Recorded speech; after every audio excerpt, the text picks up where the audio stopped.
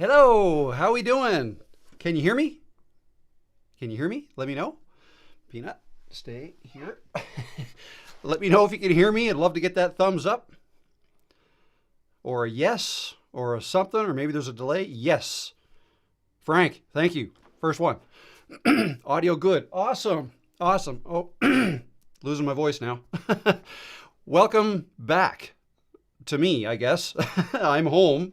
I've been home for a few days now, and yeah, I'm back in my comfort zone. Much colder comfort zone. How's that? But yeah, no, it's good to be back, and good to see you guys again. See lots of familiar faces in here. This is awesome. Going to have a good time. I've got a whole bunch of stuff written down to talk about. I am Canadian. I can say about, right? You stay there. So yeah, so let me say, first of all, I'm going to be here for at least 2 hours. All right. So the first hour, I got a few announcements to make right off the top. Blah, blah, blah. The second hour, I'm going to unbox that thing. So in about an hour, I hope that's okay. And what else? I guess that's it. That's it. Yeah. So I'm going to do that, and then I'm going to talk about some other things. So is there anything you guys notice about my username? I won't keep you guessing. I've now got a little check mark beside it when I leave a comment on other people's channels, and I think, or other people's videos and live streams, and I think you probably would have noticed that here too. That didn't happen automatically either. I thought it would, and yesterday I noticed, hey, where's my check mark, which I assumed you were supposed to get when you hit 100,000 subscribers, and what happened, or what has to happen, is you actually have to apply for it. You have to get your channel verified. You have to basically go back to YouTube and say, yeah, I'm at 100,000 subscribers. You told me that. But now can I please have the check mark, basically? And it took them, I think it only took them a couple hours, and then it was there. So that's it. So yeah, so these things aren't automatic. You've got to initiate them. So anyways, a couple of announcements first. So I was hoping to have a video out already today. So new content calendar, and I'm already behind. Now, my videos are normally going to be Monday, Wednesday, Friday, but there was going to be one today as well because I'm announcing the next running of the Creators Growth Project, which is going to start in about 2 weeks. But I don't have that video ready yet, but so you guys are the first to know. As soon as that video is ready, which I might push till Thursday morning now because there's another video coming out tomorrow. And then I'll give you guys a link if anybody's interested. There's an application form. A couple things are going to be different about it. Still limiting it to 10 people. I mean, technically there's room for 12, but probably 10. 10 we had last time, and it worked really well. It's going to be a little longer this time. Instead of 6 weeks, it'll be 8. And just a couple other things different about it. I got some great feedback from the first 10 that went through it. So there's that. New playlists. I don't know if you guys have noticed, but on my channel, I've added new playlists now. Tried to kind of organize some of the more popular videos in a logical sequence. And any new videos I make from now on are going to go, most of them, into one of those playlists. So there's that. New content schedule. I talked about that, and I'll talk about that a little bit more. And I've got a brand new experiment that I'm going to be running. Friday's video will talk about that. It's a year-long experiment. And I'll get into that as well.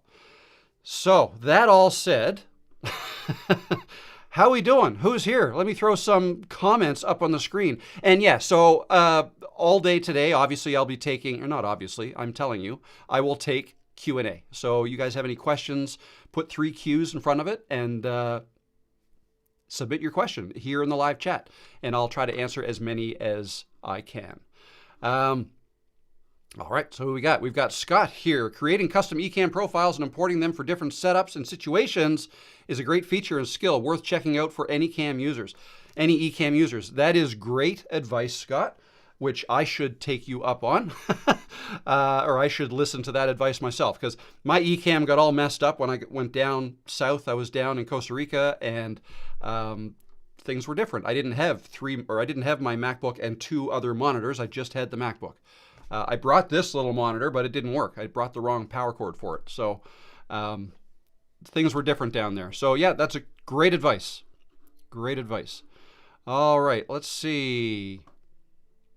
Hello from the UK, Helen Hodge. How you doing, Helen? Hey, Rob from Ozark, Montana, or is that M-O? M-O, what is that? Montana? No, Montana is M-N, or is that Minnesota? I'm horrible with this. There's too many states that start with the letter M.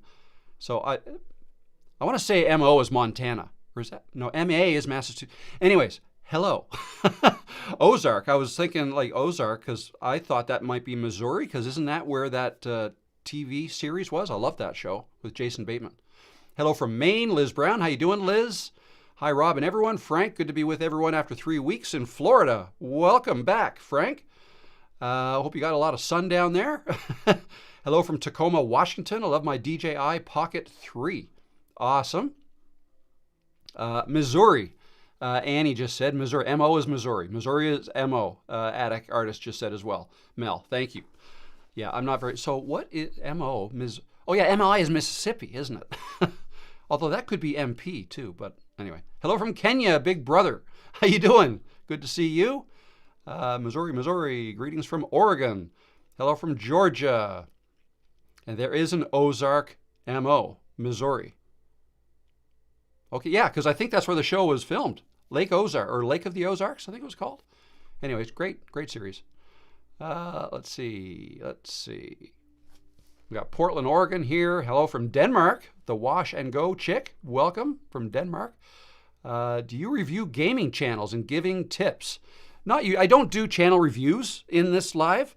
And I will say that gaming channels are not my forte. What I will tell you that if you want to grow a gaming channel, you need to find something unique about your channel. I'm not a gamer, so I don't personally get the attraction of watching somebody else play a game. Maybe that's just me. Rather play the game myself. I would just suggest be entertaining, right? I look at that as an entertainment channel. So if you're running a gaming channel, be as entertaining as you can. That's my tip. Takes an Arctic ocean dip and then goes to warm Costa Rica. Iconic. Yeah. And I was thinking I should have maybe, if I was creative enough, maybe filmed myself diving into the ocean here and then coming up in Costa Rica or something like that would have been fun, but next time.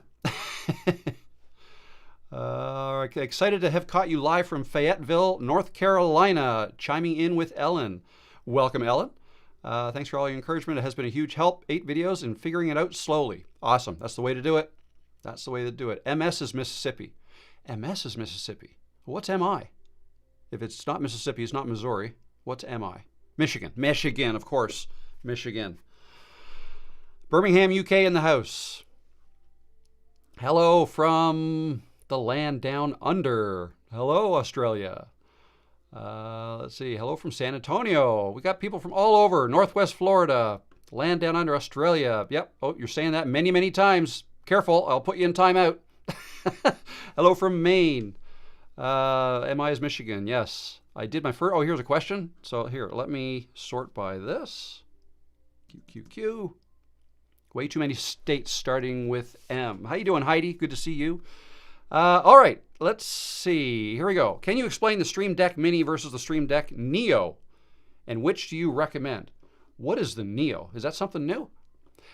So my experience with Stream Deck, I've had the smaller 15-button one, and I've had the bigger, I think it's 32-button one, or 30, that I have since given to my son.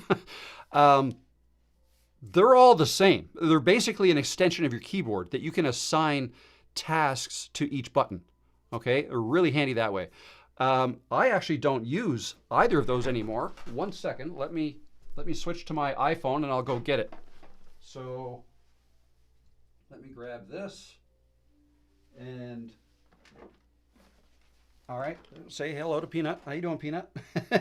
All right, so let me put, sorry, let me get this, not that ready. Is that going to fit here? Yes. I'm putting this on a tripod and I'll open up the legs. Okay, so, hi. So, what did I want to show you? Oh, yes. I'm not using the Stream Deck anymore. I'm using my iPad as a Stream Deck. ignore all these buttons. I don't use them anymore. That was for the Christmas special that we did. It's time for me to do some cleanup. I really only use these buttons up here to switch from the intro, just me and the screen, the iPhone, which is highlighted now because that's what I'm using right now, a be right back screen, and here's the super chat button, which works again. So, but that is on my iPad. Okay, let's switch it back to me. That's on my iPad because the Stream Deck has, it's called, what is it called? Virtual Stream Deck. You can pay, I think it was $25 for the year to get the app, and you download that to your iPad, and you can have, like 120 some buttons if you really want to, if you want that many. Way bigger than the biggest Stream Deck. And it's just virtual. It runs on an iPad. It runs wirelessly, not Bluetooth or anything like that, just through your own home network, right? Your own home network. It connects to your Wi-Fi, and your computer recognizes it, and then you can map buttons on that to your computer, Ecamm or OBS or Meld Studio or whatever. Actually, you can even use it to launch programs if you want. Set up programs that, let's say you use Camtasia to edit videos and you just want a one button press to launch it. Boom, you can do that with your Stream Deck if you want. I don't use it for that, but it's great for scene switching, for playing little animations like my super chat animation, or for sound effects, right? All kinds of things like that. So very handy. But the Stream Deck Neo, I have not heard of. Maybe that's new. Stream Deck Mini is just a smaller version. Like from the Mini right up to the XL, the big one, they work exactly the same way. It's just that the bigger ones have more buttons. Okay, that's really it. Now they have come out with other ones that have like dials and other buttons and a little screen and stuff like that. Gets a little bit more complicated, but you know, I don't have experience with those, so I can't tell you exactly what they do. But I think you can assign like volume levels to them and things like that. So anyway, I hope that is helpful. Grace says, really struggling to find my niche. Do I just keep posting and see what works well? Hello from PEI. Hello, neighbor. Well, yes and no. Don't just keep posting for the sake of keeping posting and see what works well. Here's the thing. Yes, keep posting, keep making videos, but try to learn something new with each new video that you make. Okay? There's no point in just keep making the videos the same way every time without trying to get better, because if you don't get better, then YouTube's also probably not going to get better at finding the right audience for you. So help YouTube out by continuing to improve your video making skills. And I don't just mean editing. I'm talking about getting better at talking on camera, getting better at tightening up your message, not wasting people's time. I'm not saying you're doing that. I'm just like most people do when they start. They just too many pauses, too many ums and ahs, which, you know, there's a fine balance. It's okay in one sense to say a lot of ums and ahs, or to like be authentic and keep a lot of that in. But on the flip side, you have to keep the message going, or people will leave. And if people leave, YouTube notices that, and it's like, okay, it must not be a good video, so we're not going to push it out more. So the better you get at all those things, the more you'll improve. And the only way to get better at all those things is just to keep practicing and just try to get better with each video. And look at your previous video, figure out what you don't like about it, and try to fix it on your next one. Right? That's one example of something you can try. All right. TG Slots, I did my first live stream a few weeks ago. I got around 94 hours viewed. Wow, awesome. However, they never appeared for my eligibility hours. I have the stream as unlisted. Any thoughts? It can't be unlisted. It can't be unlisted. You need to stream publicly. It's only public watch hours that count towards your 4,000 that you need to get monetized. So yeah, if you stream unlisted, nobody can find your stream, right? Then the only people who can watch your stream is people that you send the link to, right? And that's not how you grow a channel. Like YouTube is not like, let's say you do send a link, like you do it unlisted and you send a link to maybe 20 of your closest friends and you stream for, that's not what YouTube is interested in, right? They want you to grow your channel, and they'll reward you for that. But your content has to be public, and not just live streams, like your videos too. If you make videos, you can't just leave them unlisted. They won't count towards, the watch hours won't count towards getting monetized. Alrighty. Pub Giant. I genuinely want to start a channel, but feels overwhelming. So many moving parts and things to learn. Where to start from the beginning? Watch my video from yesterday. I talk about, for beginners, like where to start, like like the steps to go through. I don't get right into the nuts and bolts and like click here, click there, and that kind of level. It was more like these are the things you need to do. Like figure out what you want to talk about first. Make a video talking about it, right? Just general things like that, and trying to get you in the right mindset. That really is where you need to start. You have to start with what is it that you're going to talk about in your videos.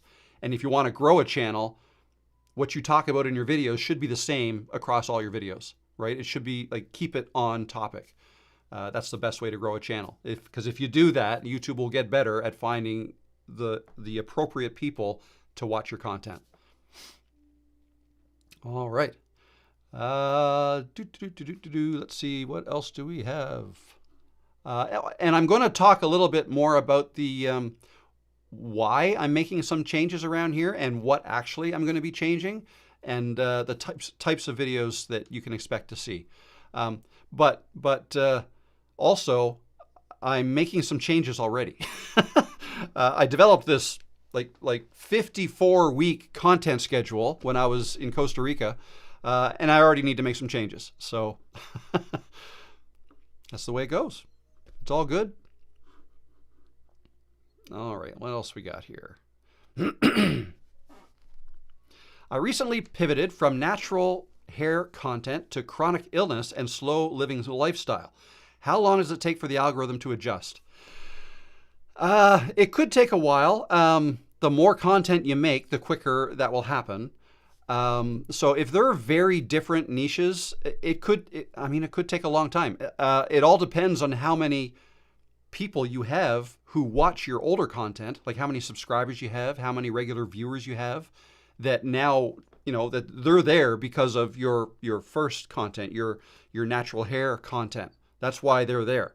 So now when you come up with a new video on chronic illness and slow living, they may or may not, in most cases, they're not going to be interested. Okay, so when YouTube puts this new video from you in front of them and notices that very few people like it, they're not going to push it out to many more people, right?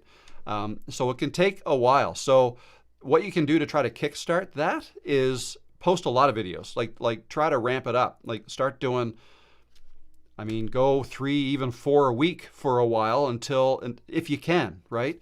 If you can't, quite honestly, it really depends on how many subscribers you have, okay, that were there for your original content. If you have 10,000, I would suggest starting a new channel for your new content, because they're just not going to be interested in your new stuff, right? If you have 100, then maybe you can convince them. And it also depends on how old your channel is. Like if your channel is 5 years old and you've accumulated 100 subscribers over 5 years, that might take a while to switch them over.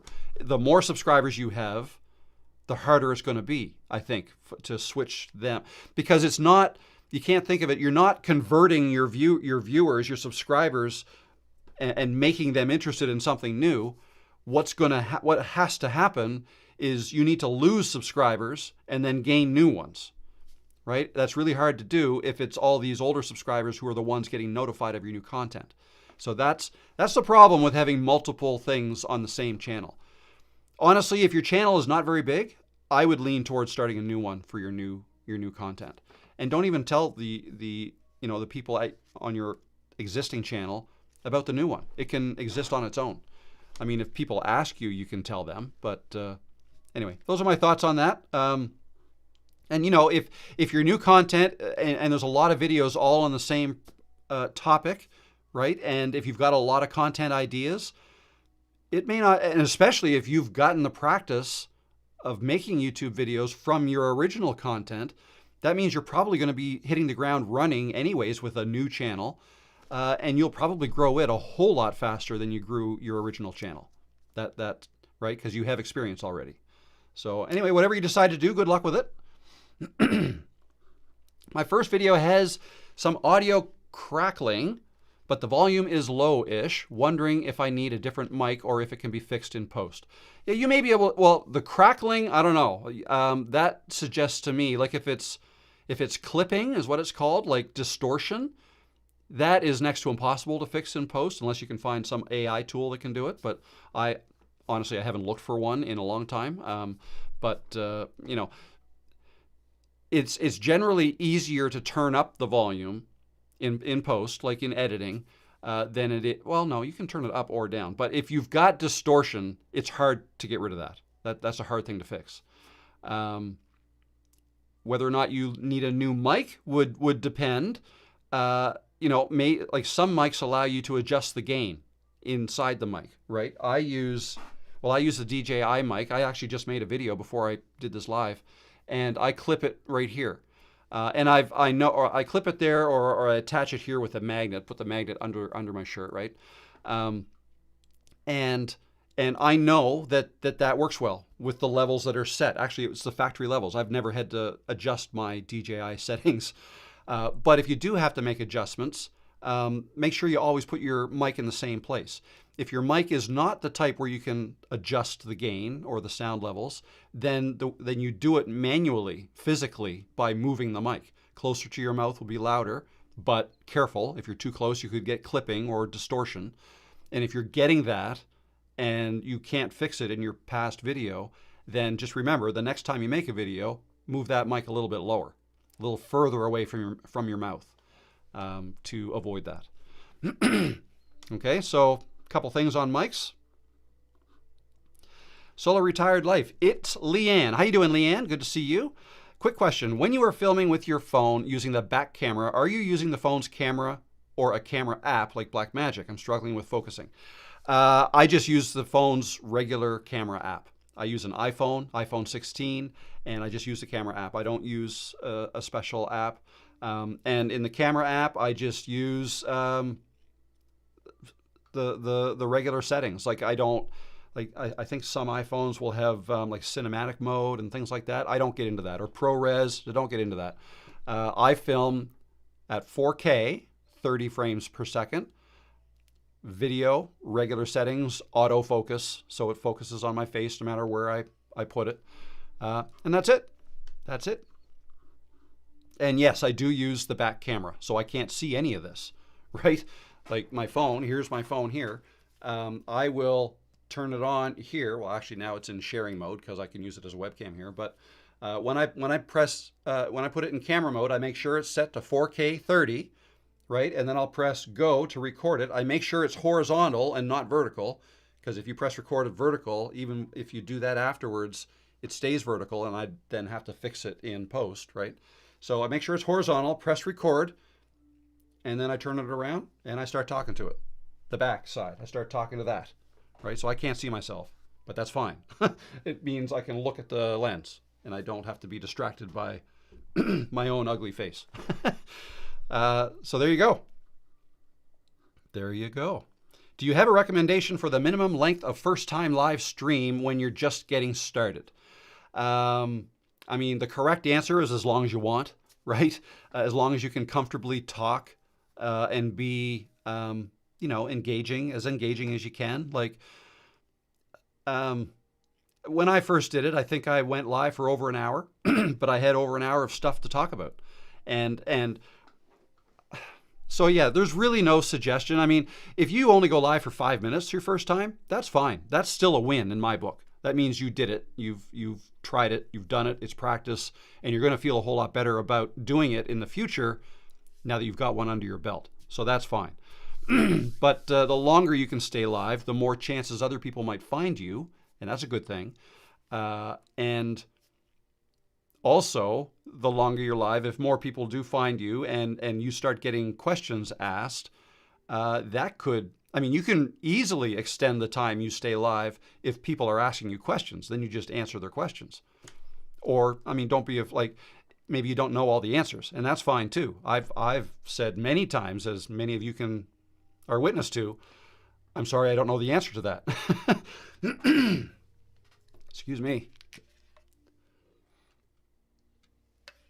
So I don't know. I would I would aim for at least 20 minutes, I suppose. But again, that's not, it's not written down in the Bible, right? It doesn't matter that, as long as you can and feel comfortable about it. Don't feel bad about leaving early. If you've finished, if you've got nothing else to say, just leave, and say goodbye, and right. So yeah, I'm not sure I really answered your question, but talked it through. All right, who else is here? Let me just look at the current. Oh, okay. Question just came in. Do you have a suggestion for a program for editing, for someone that is brand new at it, like editing for dummies? LOL. Oh, when you say program, are you talking about like a course? Because no, I really don't. The thing is, with learning video editing, it's daunting, right? It can be daunting. First of all, which one do you choose? Which app do you choose? There's so many to choose from, and it can be confusing. And if you jump around between apps, that even levels up the confusion. It makes you even more confused because, right, they all work slightly differently, but they all do the same thing. So my main advice is to pick one and stick with it. And then number two is, I mean, ideally, if you had two monitors, I think that'd be perfect because you can edit on one monitor and on the other one, you can have YouTube YouTube open, like your browser. And as soon as you get stuck, oh, how do I, like with Camtasia, for instance, how do I start a new file? Go to YouTube. How do I start a new file? Camtasia for beginners or whatever, right? Anytime you want to know how to do a specific thing, look it up in YouTube. Someone will have made a video about it. I made a lot of Camtasia videos, but maybe that's not what you start with. Maybe you start with Premiere Pro or Final Cut or iMovie even. That's free. CapCut. There's all kinds. But if your videos are relatively simple, and that's how I recommend you start, just keep things simple, then any of those programs will do, even the free ones, right? And yeah, just stick with it and get really good at it because they can all do some pretty cool things. All right, so there you go.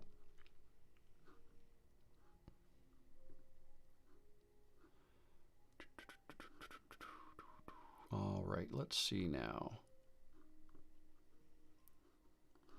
What's your opinion on listicle niches? I don't know what that means. Basically, I do 100% hand-drawn content, which talks about broad topics like people who survive the impossible. Okay, cool. What's my opinion on them? I don't watch videos like that myself, so I don't really have an opinion on them. If you're doing hand-drawn stuff, and I mean, that sounds cool to me. I've seen some videos like infographics, talking about, I don't know, like world events or history or things like that, which I find kind of cool. People who survive the impossible. I mean, that sounds kind of cool, like for people who are interested in that. So yeah, sounds like a neat. I don't know what the word listicle means though. I've never heard that. But maybe that's because I'm old. I don't know. I posted 4 videos in my first month. I do in the car style, YouTube growth type videos. I'm in my late 30s. Do you think there is an audience for me in the niche, in your opinion? Yes, absolutely. This is something a lot of people struggle with. Like, I want to do videos about X, but, so many other people already do videos on that. So I think it's saturated. I don't believe anything is saturated on YouTube. Nothing. No niche is saturated on YouTube. So pick something that you are good at and or have an interest in and talk about that. YouTube growth is a interesting one because, especially if you're new, if your channel is new, how do you talk about YouTube growth if you haven't grown a channel yet yourself, right? And that's kind of the reason why, I didn't start that way right off the bat. It wasn't until I started growing that I could talk about growing, right? But that doesn't mean you can't talk about it. Like I love journey type videos where, like, here's my journey to becoming a YouTube guru, for instance, if that's what you want to do. And right now I know nothing. And you just say that in your video and then make videos on, your journey as you get better at knowing what you're talking about, right? People love things like that. That's chronological and they can follow along and follow you along on your journey. Maybe other people want to do the same thing. And before you know it, once you're 100 videos in, now you've got like 100 videos that document your journey from, beginner to expert, maybe, right? And that other people now a year later say they find your first video. It's like, yes, oh wow, there's 100 videos and he's here now. Great, I'm going to use this and I'm going to follow this. So yeah, I think that, so anything, but when I say I don't think any niche is oversaturated, the reason I say that is because, I mean, yes, I think pretty much everything has been talked about in YouTube videos, right? There's probably not a niche that hasn't been explored by somebody or many people, probably all of them, many people. But the difference is you've not done it yet, right? Nobody's heard you talk about it. And, you might think, oh yeah, but I don't know as much as this person. Well, that doesn't matter. You don't have to be an expert, right? You just have to know a little bit more than somebody else. Most people don't like being taught by experts. Like if you think about it, like if you think about somebody in grade 1, do they need somebody with a PhD in mathematics to teach them how to add numbers together? No. They just need probably the best kid in the class could probably help them with that, or their own teacher or somebody who's in grade 2 to teach them grade 1 math. You just need, if you want to be a teacher, or if you want to tell people about things, you just need to be a little bit ahead of somebody. And if you're a little bit ahead of somebody, there's probably a million people at that level that you're a little bit ahead of. And those people would benefit from hearing you talk about it and your experience. That's the other difference. It's not just you being a unique person. Well, it kind of is, but you have your own experiences with whatever it is you want to talk about, and you can share them. You can share them as your experiences. It's not just hearsay. It's like, this is me. This is what I did. This is what happened to me, and this is what I learned.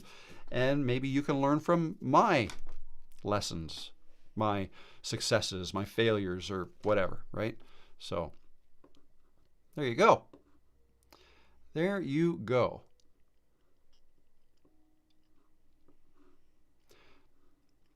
Emmy Steven says, most people don't like being taught by experts. Do you agree or not? That's what I believe. Like, and it depends. Like okay, so I'm thinking of two people in the, I guess, physics world. There's Brian Cox, and there is, and I always get his name wrong. Neil deGrasse Tyson. Those are two guys I love watching their videos, just talking about, the universe and how things work and physics and all this stuff, right? And yes, they are experts in their fields, but they know how to speak. They know how to communicate well in an engaging, maybe entertaining way. And I appreciate that and I like that. Okay, so there's an example. There's probably other experts that, they spend their lives in a book and they may know everything that those guys know, but they're just not good communicators. So they don't make videos. They study and right? So, there are different reasons to listen to different people. So that's an example of experts that I listen to. But I watch YouTube creators who are not experts, who have many times less subscribers than I do. And I learn things from them, right? You can learn from people who are also some steps behind you as well. So, everybody has their own type, their own likes and dislikes, their own types of people that they like to listen to. And there's an infinite number of different people in the world who could potentially make videos, and you're one of them. So you can make videos and you'll have your own unique way of delivering your videos and talking and your style and all the things together. And then YouTube becomes your natural filter.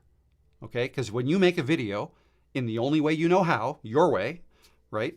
There will be people who don't like it and there will be people who do like it.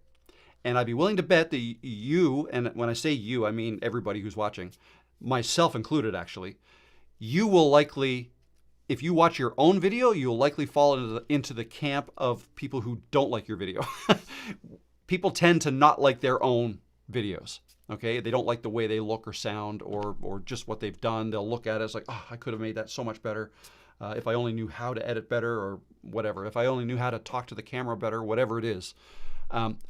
So you're not going to please everybody, but there will be a little group of people who really like the way your style and the way you talk, and maybe if you made mistakes, they like that, and you resonate with them, right? There's going to be a group of people, and you'll find them with that video. Now make another video, right? You make another video, that group of people, oh wow, yeah, no, another video, great, I love it, and then YouTube may find some more that time, right? So as you grow your channel, and what I mean, like as the number of subscribers grow, as the number of views you get on your videos grows, as the number of comments that you get on your videos, as that grows as well, as your channel grows, it will naturally be growing because of the people who do like you. I'm spitting on my desk now. You and your style of delivery and what you're talking about, naturally. The people who don't like you don't subscribe. They don't watch. They click away, and YouTube won't recommend your stuff to them again. That's okay. That's what you want. You only want to get people who really want to watch your stuff. Okay? There's no sense in, and that's why like YouTube promotions and buying subscribers and all this stuff, it's counterintuitive. It doesn't work. On the surface, it might seem like, oh, wow, I got a whole bunch more subscribers. But no, if they're not ones who really wanted to see your stuff, they're no good, because they're not going to watch your future stuff. And therefore, it's going to skew all your percentages down. YouTube's going to think your future videos are not good. So, yeah, YouTube will naturally find the right people for you. Sometimes that growth happens slower than you like. Usually that's the case. And then you just work at getting better at making videos that your audience likes to watch. There you go. There you go. I feel like that was a bit of a monologue. All right, what am I missing? What time is it? It's 2:45 already. So, what am I looking at here? So, real quick, no,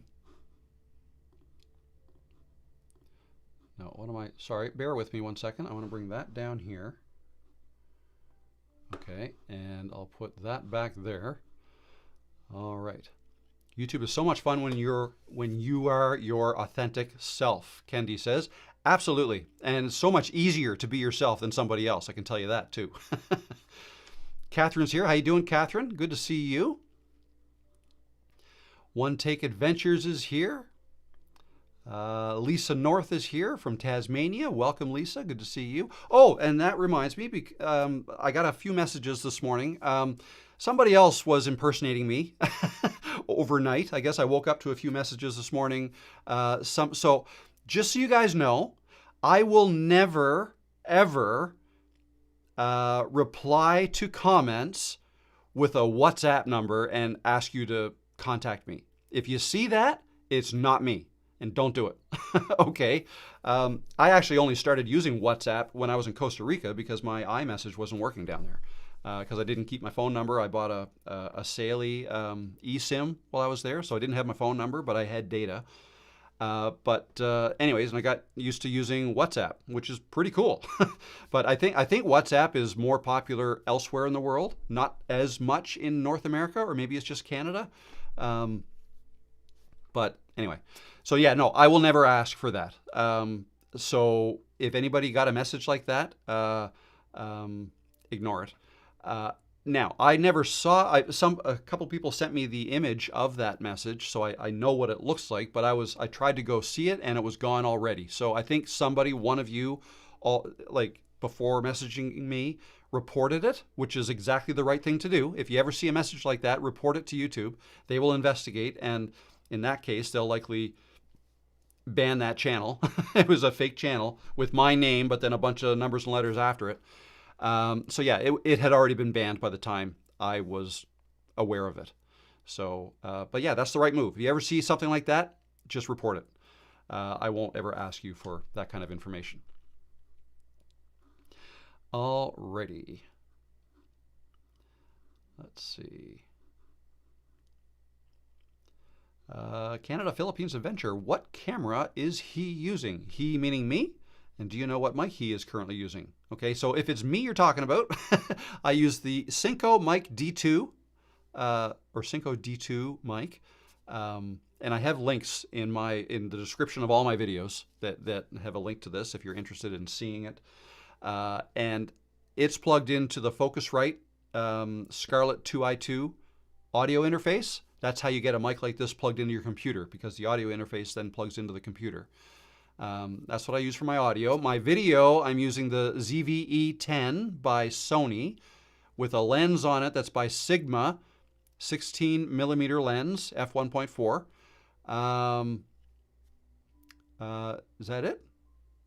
That's the video, that's the audio, and I'm using Ecamm Live to broadcast this to YouTube Live. When I make my videos outside, I just use my phone, my iPhone on a tripod like this, or usually this one. It's a little bit lighter, and I just like it better. Yeah, and the DJI mic. Oh, I had a problem today. I made a video. So yeah, with 2 hours to go before this live stream, I decided to go outside and film a video that's going to go out tomorrow. So I had a 2 hour window, and I got back here at 1:45 Eastern, with 15 minutes to spare before going live. I've got it recorded, and this is becoming a bit of a pet peeve, I guess. With this mic, so this is the mic I use. It's the first version of this mic. And I don't typically use the receiver anymore, which you can plug into your phone, but my phone, I think I need to have the USB-C port cleaned out, because sometimes I have to fiddle with it to get it to start charging again with my USB-C charger. So that's how this plugs in. So it's not a great connection. But anyways, thankfully with these mics, I'll just close that and show you the mic. These mics have on the side a little record button. Is that focusing? Focus. There you go. Little record button. So you press that. As soon as I press that button, there. Now it's recording. See a little red light? Now it's recording. I press it again. It stops. And there's a little buzz. One buzz when you start, two buzzes to stop. So that's what I do. I record right onto the mic, and then I record the video onto my phone, and then I put the two of them together in the edit. But what I noticed was, and I can show this to you if I share my screen right there. So here's a video I just made. What do you notice about that picture of me? The video of me. What's going on? What's the problem there? Where is the little fuzzy thing on my mic? It's not there. It blew away. And I didn't notice it till I get back. So anyway, here's some B-roll that I shot. Like there's the trail out there. This is this morning. So there, you notice there as I'm walking, it's right there. Right? And it wasn't until a little later. No, it wasn't there at all. So it's not there then. Anyways, it blew off. It blew off. It's a pet peeve of mine. So I have two others. I had to buy some extra because I broke one.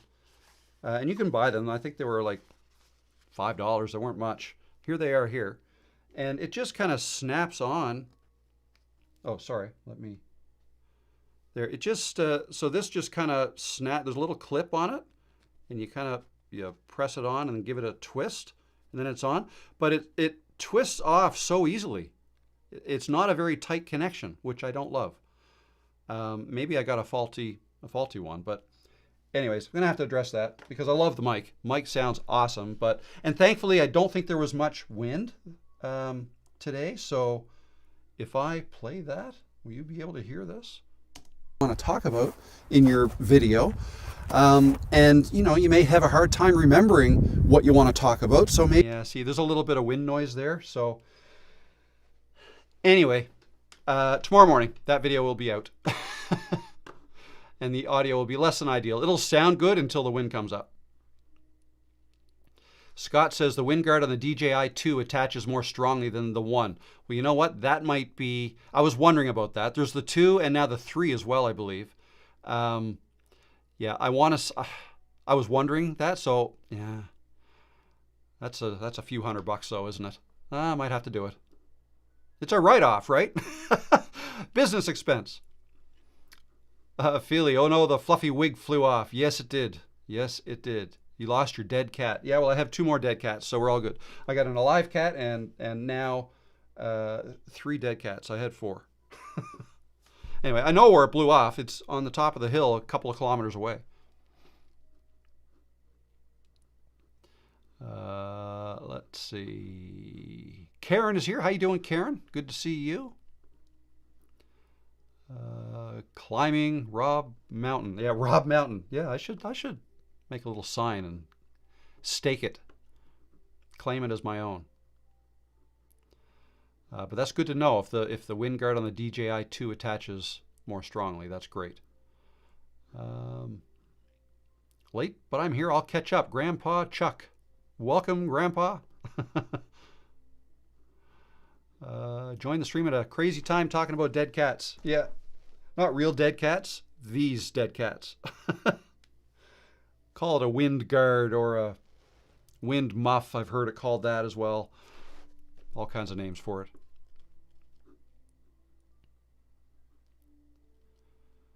Would wait till you only have 1 left before considering a new mic. The new dead cats are pretty dang cheap. Yes, they are. Let's see. Wishing everybody a great Tuesday on purpose. Very good.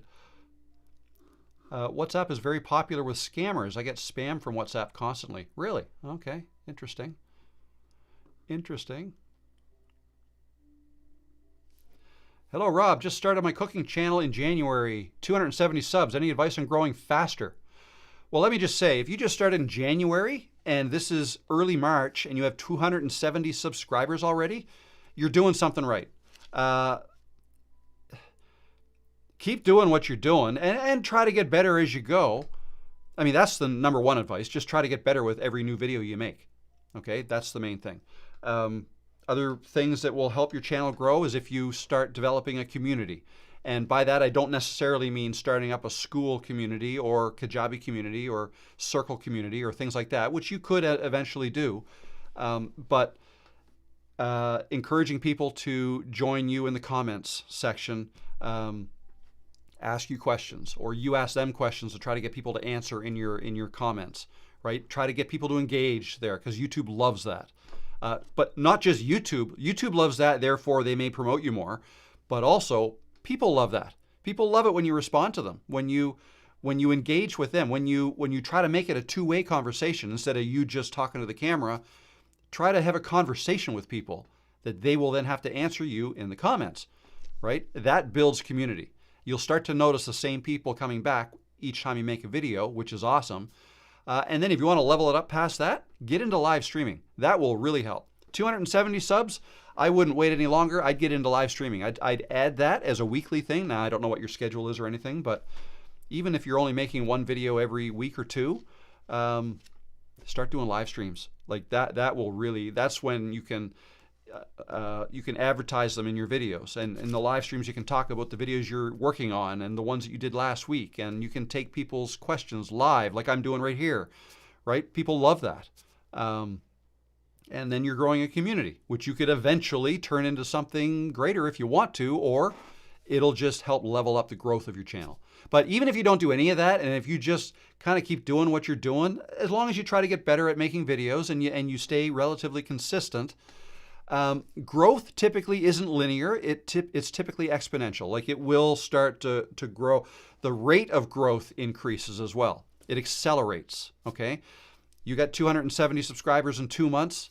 You know, as long as you stick with it, then the next 2 months, you probably get more than 270, right? It might maybe double, who knows? Like obviously I can't tell you for sure, but that's what I mean. Like it accelerates. Like your growth is faster than mine was. I had 6 subscribers in my first month. After 3 months, I had 18. After 4 months, 22. After 6 months, I was at 61 subscribers. So you're miles ahead of where I was when I started. But it accelerates. It accelerates. Last Last month I had 2,700 new subscribers. The month before that, 5,400, right? So as you grow, the growth grows too. If that makes sense. Did I miss the play button reveal? No, you did not. It's 2:57. I said I'd do it in hour 2, and that's about to start. So there's the button right there. It's in the box. I still haven't, I did not cheat. I have not, it's still taped shut. I have not looked at it. I have a pretty good idea what it looks like, but. Hi, Rob. How are you today? I'm well, thank you. How are you? Panda official? Panda official? All right. No, I'm doing great. I'm doing great. Okay, let's get into this play button thing. And I have a couple things to say. So this is what arrived. Okay, the play button still taped, right? Still taped shut on all the edges back there too. So I have not opened this yet. But I wanted to tell you. So here's what to expect, and I wrote down the dates. So just so you get a feel for how long this takes to get this and what you have to do. February 7th, I hit 100,000 subscribers. Yay, that was a fun day. A lot of you guys were here live when it happened. That was fun. So that was February 7th. On the same day, I got an email from vidIQ. Congratulations on 100,000 subscribers. So they do that automatically at like milestones, right? 90,000, 70,000, whatever, every so often. So I got that the same day. It wasn't until February 18th, which is 11 days later, that YouTube creators sent me a congrats email. And what that email said basically was, congrats on your 100,000 subscribers. You're eligible for a silver play button, but you have to order it. Okay, so it's not just going to come. You have to order it. So there's that. And I did right away from Costa Rica. Now, I had problems because I was using a... what is it? Surfshark. They're a past sponsor of this channel. I was using a VPN, okay, when I was down there because, do the odd banking and whatnot. I wanted to be safe. But I tried to order it with my VPN on, and it wouldn't let me. It was thinking some fraud's going on. What's going on here? There's trying to order through a VPN out of Toronto, Canada, and yet we can see that the IP is in Costa Rica. No, not going to let that happen. So I had to turn the VPN off to make that go through. So I did that.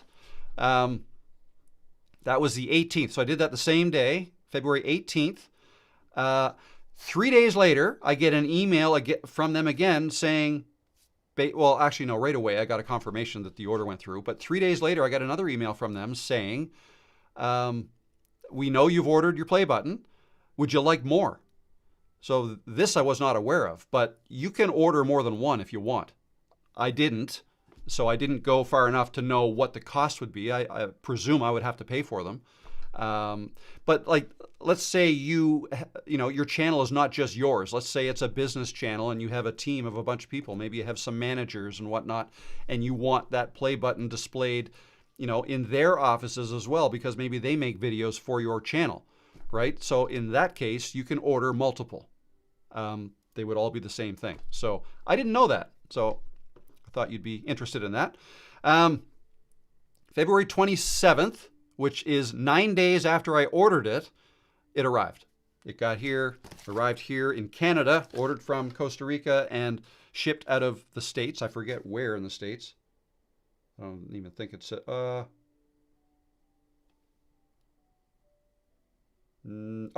okay. Where's okay? Grove, okay. Oklahoma? So shipped out of Oklahoma. Ordered in Costa Rica, shipped out of Oklahoma, arrived in Canada in 11 days. No, 9 days. 18th to the 27th, 9 days. And then March 6th, I got home. And March 10th, we're going to unbox it. So let's do this.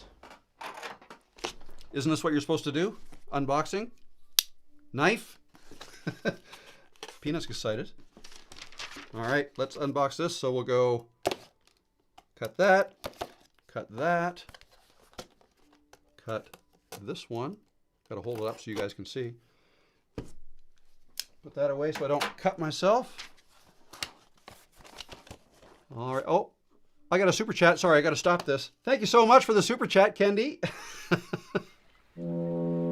Cheers. Thank you. I hope I didn't miss any other super chats. All right. Thank you very much. I really appreciate that. Thanks for the congratulations. All right. So we ready? So let's open this up and see what's inside here. Oh, did I break that? We got that. We have a letter. Do you remember your first subscriber? I don't know if you guys can see this. Actually, you know what? Maybe I'll do this with the phone. Does that make more sense?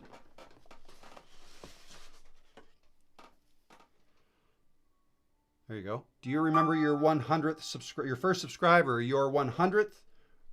What are you doing? What are you doing? Or your 1,000th? Chances are you do, and we know that you definitely remember your 100,000th. Your fans may have found you while searching YouTube, learned you from a friend, or maybe you showed up as a recommended video. No matter how they came to you, oh, you guys can't see this. There you go. No matter how they came to you, your channel, your audience stayed, and the numbers increased because you and the community you've built. We're proud to honor your impressive milestone of reaching 100,000 subscribers with the Silver Creator Award. Congrats. We know that you have many more stories to share with your community, and we know your fans can't wait for you to amaze them even more with your commitment and creativity. So keep creating, keep building. We can't wait to see what you'll do next, and we're here to support you along the way. And who knows, when you reach your 1,000,000th subscriber, we may just write to you and ask, do you remember your 100,000th? Awesome. And a business card, I guess. Yeah, is that? Oh, if it's damaged, I can order another one. All right, awesome. All right, let's back up here, take that out. There it is. Is that spelt right? Yes, it is. All right, let me take this, let me switch this back. I've never, you know, a lot of people do unboxing videos. I've never done one. So this is all kind of new to me. Oh, actually, right in here we've got recognize your team. Okay, so you can order more. That's just that again. All right, that's it in the box. Cool letter. Maybe put that on the wall. And this is surprisingly light. It's not metal. Well, maybe it's aluminum. I don't know. Take that out. There we go. There we go. Cool. Yes, it's spelt right. All right, cool, awesome. Where do I put that? Here? Yeah, I'm gonna.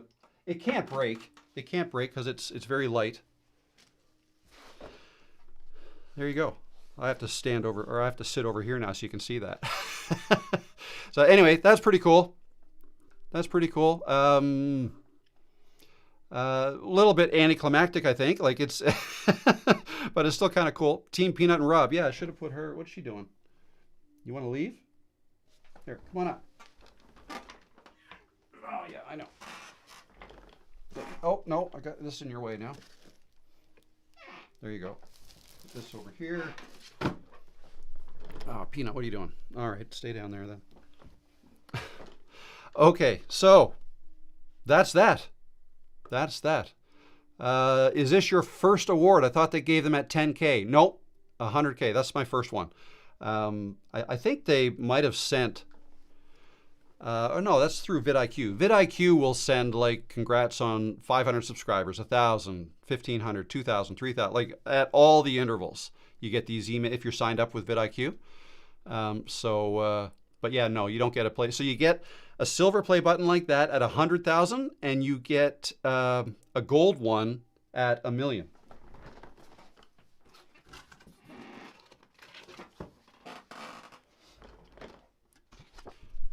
There it is there. You get a gold one at 1,000,000, and then you get this diamond one right here. I want to say that's 10 million is my guess. I don't know for sure. Must be. But I'm not going to hold my breath for that. Not even going to hold my breath for the 1,000,000 one. Your cat wants the award. Yeah, she probably does. She probably deserves a good chunk of it. Was it free? Yes, it was free. Yeah, no cost. I just had to order it. Confirm my address, and then they sent it, right? And then, yeah, so one other thing. Here, I'm just going to type something in the chat just so you can see. Here you go.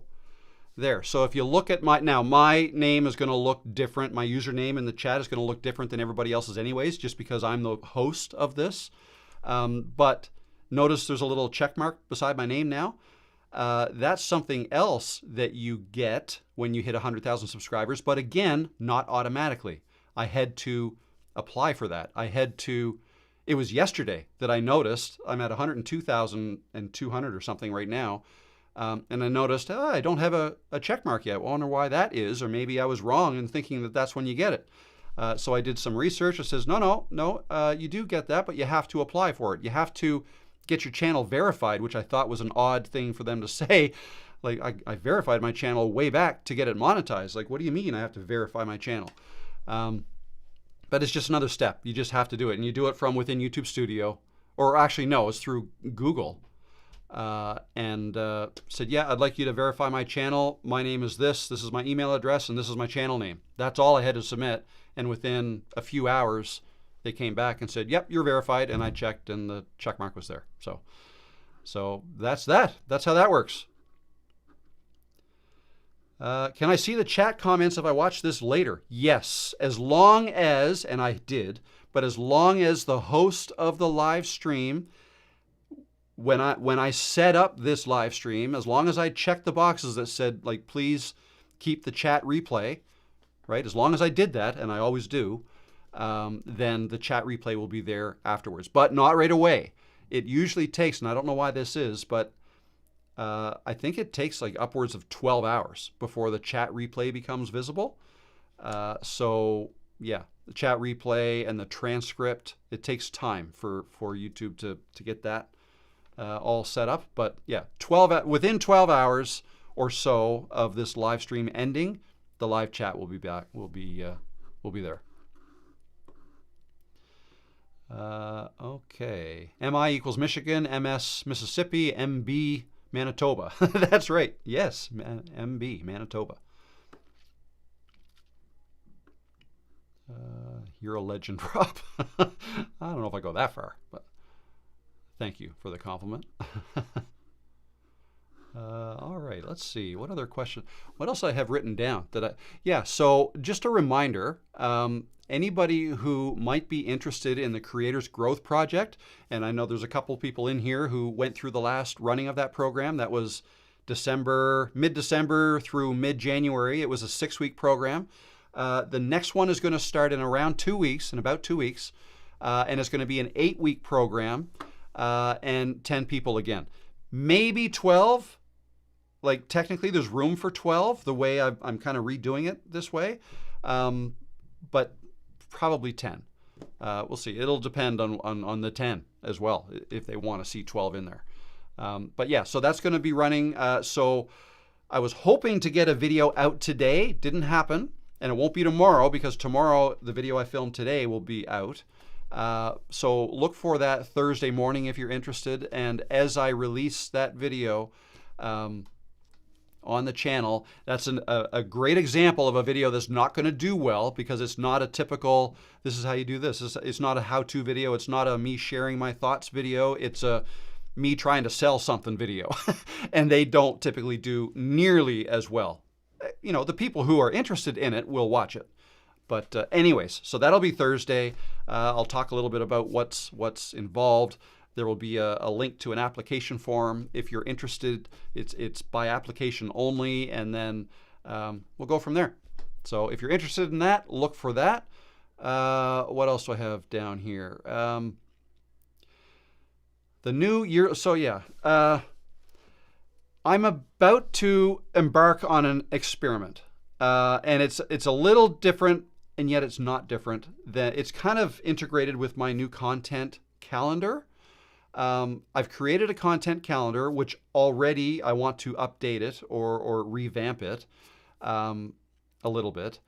But the idea behind that is I want to help more people.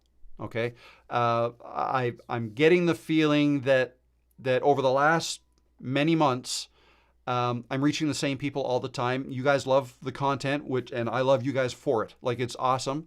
But the channel's not, I mean, it's growing in the sense that there's new subscribers every day, really.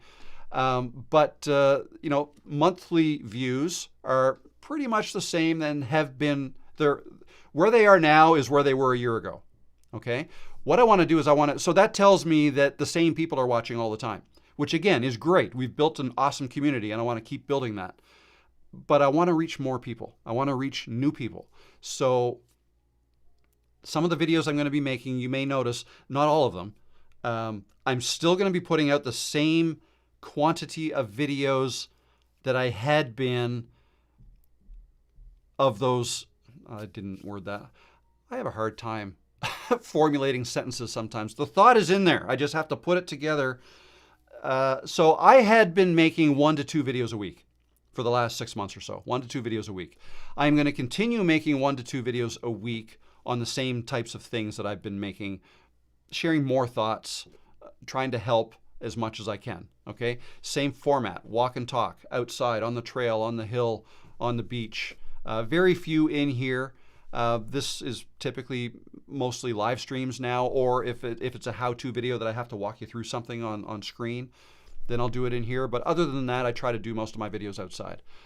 So I'm going to continue to do that. In fact, I'm going to double down on that and do more of that type of thing, because I know that's the type of content that most people like from me. But to try to reach new people, I'm going to be making some videos, not really redoing videos I've done before, but I'm going to be revisiting some topics that that you guys have heard before. Okay? Yesterday's video is an example of that. I made a video yesterday, and it was, where are you? How to start a YouTube channel, step-by-step for beginners over 40. Okay? You heard that from me before? Probably. If you've been here a while, you've heard me. And the things I talk about in there, you've probably heard them before. Okay? Most of my Monday videos are going to be like that. Okay? They're going to be, not all, but most of my Monday videos are going to be things you've heard from me before, but they're kind of designed to reach new people who may not have found us yet. Okay? That said, they are also a really good reminder for those of you, even if you've heard it before, maybe you still haven't actually started yet, and you're still looking for some more, a little bit of a harder push, right? For lack of a better term, right? You're just looking for a little bit more inspiration or motivation. Those would be good for you as well. But it may not be something you haven't heard before, but also sometimes we need to hear something more than once before it sinks in. I'm like that, right? Sometimes it's the 5th time I've heard it. So, you know what? That makes a lot of sense. I've heard you say that before, but now it resonates with me, right? So that's Monday. So, and to finish my earlier thought, I'm going to be making 3 videos a week now. Monday, Wednesday, Friday. Typically. I mean, give me some grace to be late sometimes or do a weekend video sometimes or whatever. Like, it's not that rigid. But this is what I did when I really started to grow my channel 2 years ago, a little less than 2 years ago, is I consciously went to 3 videos a week, and I was addressing specific topics I wanted to, and I really started to see the channel grow, right? And then I had a viral video, and then, that things changed, and then anyways. But it wasn't the viral video, it was more the intentional 3 videos a week and being intentional about what I was talking about in the videos. So lately I have been making videos just shooting from the hip, and I think I used that phrase in one of my recent videos. Just whatever pops into my mind, yeah, I'm going to make a video about that next. Like, I'll wake up one morning and I'll come down here, what video do I want to make today? And I'll answer some comments and I'll get a good idea from that. It's like, that would make a great video. I'm going to talk about that. And then I'll write some notes and I'll go outside, I'll film it, come back, and then it's out later that day or the next day. That's what I've been doing for many months, maybe 8 months or so now. That's the way I've been approaching my channel. Has it worked? Yeah, it has. It has. My channel has grown. So no complaints. It's just that I don't think I'm really reaching that many new people, as many as I could be if I'm being more intentional about the topics I cover. Okay? And it doesn't mean that I can't, venture away from my schedule every once in a while. So I've built in some flexibility as well. So anyways, that's Monday. Wednesday's videos are going to be more, what did I call them? I got names for these. Where'd you go? Big message, mass appeal videos. That's Wednesday. Not just that, but also my experiment videos as well. So there's going to be, I want to say around 8 to 10 experiment videos throughout the year. And that's going to be following the journey of the experiment that I'm going to be that I'm going to be embarking on. And I know I haven't talked about that yet. Actually, Friday's video is going to explain that perfectly. But I will say this. I'm not going to go too deep into this right now, but I will say that the experiment is, can YouTube be the business?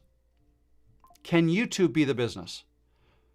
And what I mean by that is, how many times have you heard people say, myself included, I say this all the time, if you want to be successful at YouTube, you can't rely only on AdSense, right? Like AdSense being the advertising revenue that you get from YouTube. When YouTube pays you for the ads they put on your videos, they pay you 55% once you're monetized of all the revenue they collect, okay? So getting monetized by YouTube, you now share in the ad revenue. And they call that AdSense, okay? So, but most people, myself included, have said that if you want to be successful on YouTube, and that's if you define success as turning it into a full-time income, a full-time career, then you probably have to do something else. You can't just rely on AdSense. You're going to have to create courses, or you're going to have to start doing consulting, or you're going to have to create some digital products that you can sell, some templates, some menus, some diet plans, some workout plans, or whatever, and sell them on. Like, give some for free, but then give some detailed ones offer for sale, right? Have another business, sell merchandise. I've got a really cool merchandise idea too, which I'm not getting into today, but I tell you, going on vacation and being able to think about all kinds of things, so many things going on in here right now, and I just got to pick one and go. So yeah, affiliate. I just saw Feely said something. It's like commissions. My company has partners and we pay them commissions. Yeah, so affiliate revenue, absolutely. That's a big one too. So all kinds of different ways that you can earn income around a YouTube business. But maybe, what if YouTube could be the business? And so what I'm talking about is growing your AdSense to a point where it can be a full-time income. Not a lot of people say that can be done, but that's what I'm going to try to do in the next year. And I'm going to document my journey. I'm going to tell you what I'm doing to make that happen. And I think I can make that happen. Like maybe not full-time in a year, but maybe. Who knows? Right? I've got some ideas. And we're going to see how that goes. So Friday's video is going to be kind of setting the table for that. And so because, at the end of this experiment, I'm going to be able to either say, see, you can grow a business, or you can be successful on YouTube just through AdSense. Here's the proof. Here's my journey. Like, watch it all the way through. There's a playlist, right? I'll either be able to say that, or I'll be able to say, you know what, it didn't work. But, at the very least, I believe I'm going to be able to grow it. Maybe not to the level that, like the goal that I'm setting, but maybe I can surpass it. Some people have. So those are my thoughts. Yeah. The other thing I wanted to mention, and I'll get back into the chat very shortly. I've been keeping an eye on it because I don't want to miss too much. Yeah, so Monday's videos are going to be kind of revisiting some things I've talked about in the past, but in a more structured way. Okay, so a little bit of rewind sometimes. Wednesdays are going to be big message, mass appeal type things, and some how is the experiment going, maybe every 6 weeks or so. And Fridays, what I'm calling them are relationship / walk and talk. Okay, so relationship type videos. Videos designed to grow this relationship. Okay, which is typically the videos that I hear from you mostly that you love. when I'm sharing my thoughts, when I am just talking to the camera, not really editing much at all. If I got something on my mind I want to share, maybe day in the life type, like this is what I'm thinking today. This is how I handle this, and this is how I handle that, and like just more stuff like that, more soft stuff, not here's how you grow a YouTube channel, or this is why to grow a YouTube channel. It's more like, okay, so for instance, what my first videos were really like. I'll give you some examples now. Friday, 2 Fridays from now will be what my first videos were really like. Okay? Fear of being judged online is another one. My first year on YouTube, my first dollar on YouTube. What I do when motivation disappears. Okay, that's kind of heavy. Like that, like I think that happens to a lot of people just getting started. My favorite recording spots. A week in the life of a creator. My upload routine. Like things like that. Okay, relationship type stuff. So that's Friday. Okay, and then examples for Wednesday is it's not too late to start YouTube even if you feel behind. Okay, yeah, that could resonate with a lot of people.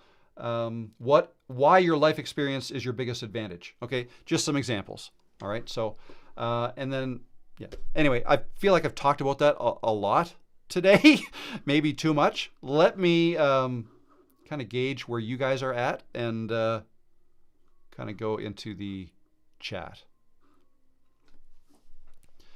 I grew Rob. Kendi, consistency is the key. The YouTube algorithm rewards your consistency. Regular uploads. Yes. Yep. Absolutely.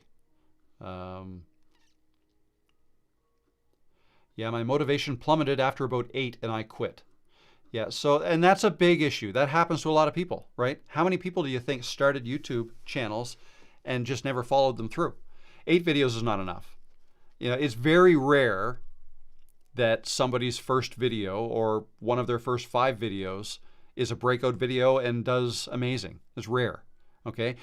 It might not seem rare because we hear of these stories. But think of it this way, like you only hear about that story because it was rare. And people saw the video about it and then wow, and then and then more people and so on. So it's kind of like the news. Like only the very exceptional stories or make it to the top and make it to the news, right? Like everyday mundane, the things that happen all the time anyways, that doesn't make the news. That doesn't make the YouTube feed, typically. So keep that in mind. What you're seeing on YouTube is only a reflection of what you typically watch on YouTube. Okay? Think about that. Because of how many YouTube videos there are out there, the YouTube that you see is different than the YouTube I see, based on our habits being different and what we watch. Okay? So YouTube is different for everybody. There's no way you could possibly, it's something like you'd have to be watching constantly for something like 10,000 years to even watch all the videos that were uploaded today. It's impossible. You can't. That's why YouTube has to try to figure out what videos to put in front of you. And they put the ones in front of you they think you want to watch. So there you go. There you go. Monkey Wrench, how you doing? I have been down the rabbit hole with niche bending. It means using somebody else's viral title and tweak it for your niche. I tried it on TikTok and it works. Have you done this? I want to say yes. I can't think of an example, but yes, I have tried that. I mean, I'm always on YouTube trying to find what's been working for people. Oh, that really works. But what I've found is in most cases that doesn't work, because what we often forget is it's not just the title, it's not just the thumbnail. It's not even just the idea, the concept that you want to talk about in your video that makes a video successful. It's the way you make your video. It's the way you deliver a message. Okay? So, I can follow somebody else's video, a very similar title, but apply it to my niche. And if I redo that video, it could do just as well as theirs, a whole lot worse, or a whole lot better, depending on how I'm able to present the information. So now you got to fall back on things like, how good is my hook? Am I wasting people's time by trying to stretch 5 minutes of information out into a 20-minute video? People don't like that, right? Or is my video engaging enough? Have I used enough B-roll? Or am I walking on a trail? Like, there are so many other things that go into making a video that people want to watch, and those are the things that are the most important. Ultimately, you need people to watch your video. If it's a good topic, that's a good start. Like, if it's a topic that a lot of people are interested in, that's a good start. But you still have to do the work to make it a good video that people want to watch. The title alone is not gonna save a bad video at all. So there you go. Do you have a course on making courses and other ways to earn income other than AdSense? I do not. I have a course on becoming a starter course, but that's on making videos and filming and organizing and that kind of thing.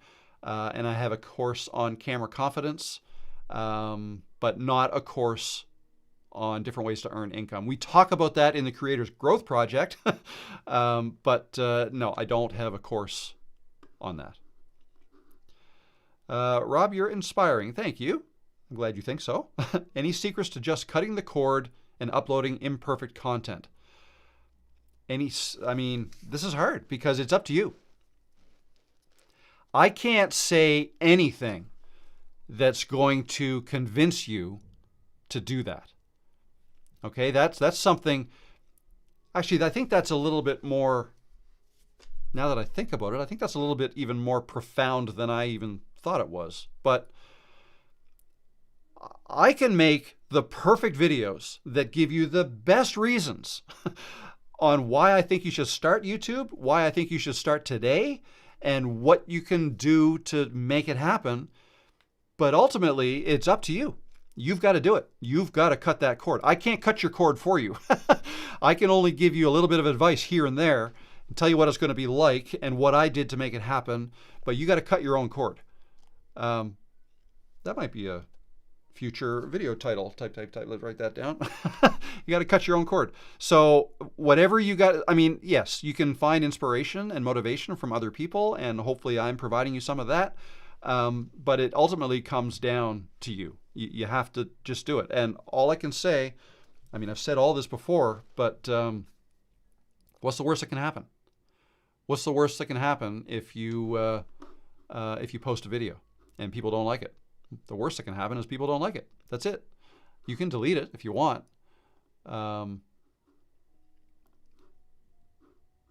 Sorry, let me just live chat. There we go. Sorry, I thought I missed a super chat and I wanted to check. I did not. So all good. So there you go. Oh, Barb's here. How you doing, Barb? Haven't seen you in a while. I'm still here, Rob. Okay, sorry. But yeah, the aging runner. Secrets to cutting the cord. You just got to do it. You got to cut your own cord. Nothing bad will happen. Upload a video. This is something I talked about in today's video that I have not released yet. I just recorded it. It's still, actually, it's not on my phone. I've downloaded it already, but it's going to come out tomorrow. Wouldn't it be cool? And I'm talking to midlifers. Officially, the title's over 40, but that's not even really midlife. Like I'm in my mid 50s, 50s, 60s, 70s, 80s, 90s even. However old you are. Let's say you're in your 70s. Like, wouldn't it be cool if you... No, how do I want to word this? If you're in your 60s or 70s, all right, do you want to spend your next 20 years just consuming stuff and just kind of like being stuck in a rut? I'm not wording this very well. It'd be cool if your next 20 years were spent being a creator and adding to content that's out there instead of watching YouTube and Netflix all the time. It would be cool if you became a creator and added to the content that's available and start building a legacy, right? I think that would be cool. It would give people purpose in some cases. A lot of people in midlife retire. They stop working, maybe haven't stopped working, but want to stop working. But something else that happens a lot as we get older is we stop hanging around the friends that we hung around with when we were younger. Okay, like think about when you were in school. Okay, you probably had a lot of friends. I mean, I'm generalizing, but more friends. Typically, people would have more friends in school. You're hanging out with your friends all the time. And everybody's interests are kind of all over the place, but it's cool. It's a fun time. A lot of people have a lot of fun in their younger years, but a lot of times what happens as you get older, you get married, you build a family, raise some kids. People get older. You maybe start to lose touch with, your childhood friends, and now maybe you have work friends. But that's a different kind of relationship. And then maybe after work, say after you've retired, maybe you don't hang out even with your work friends anymore, and maybe you've lost touch with your earlier friends. A lot of people may not have the same social life in midlife and beyond as they did when they were earlier. Okay, so, a little bit sad, I suppose, but it's also normal. Like, it's normal. But YouTube can be fantastic as almost a replacement for that. Like, instead of coasting into the finish line of life, what if you were just doing something that's really cool and meeting new people? And like, you create a channel, you're creating a community of like-minded people. Like, now it's not just school friends and, you're only kind of hanging out because you're all going to the same class every day, but you may have different interests. You start a YouTube channel later in life, now you're building connections and friendships with people who are interested in what you're making videos about, naturally. So you're going to be growing a community of like-minded people. How cool is that? And let's take it another step further. Maybe you meet some of these people, right? Like I'm seeing you guys weekly here in the live streams. And I'll tell you this, I haven't actually bought my ticket yet, but my plan is in the fall to go to Vid Summit, okay, which is in Texas, where I'd love to meet a bunch of you in person, a bunch of people who know me from YouTube. And if they're watching me on YouTube, they're probably interested in the same things I am. That'd be cool to meet these people in person, right? So, cool opportunities like that could pop up when you get into YouTube. You can get into collaborations with people. I've reached out to other creators like me and have done collaborations. I've had people in my live streams. Haven't really done anything with people in my videos, but I will, right? Like that's fun stuff. Like, we're interested in the same thing, so why not? Right? So anyways, I've gone down as Monkey Wrench said, rabbit hole here. This is not what the Aging Runner, what your question was exactly, but I'm kind of passionate about that. I think it's just a really cool way to spend your time later in life.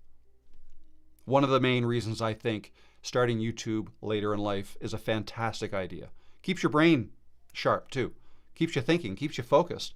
You've got purpose. You're building something, right? You're not just same daily routine every day, breakfast, lunch, supper, or dinner, go to bed, wake up, right? Like, I don't know. To me, that's not the retirement I want. I'd rather have something to do. Whether I need to make money from it or not doesn't even matter. That's not my point. Just doing YouTube itself can be fulfilling. So, anyways, another monologue. Wow, it's been a while.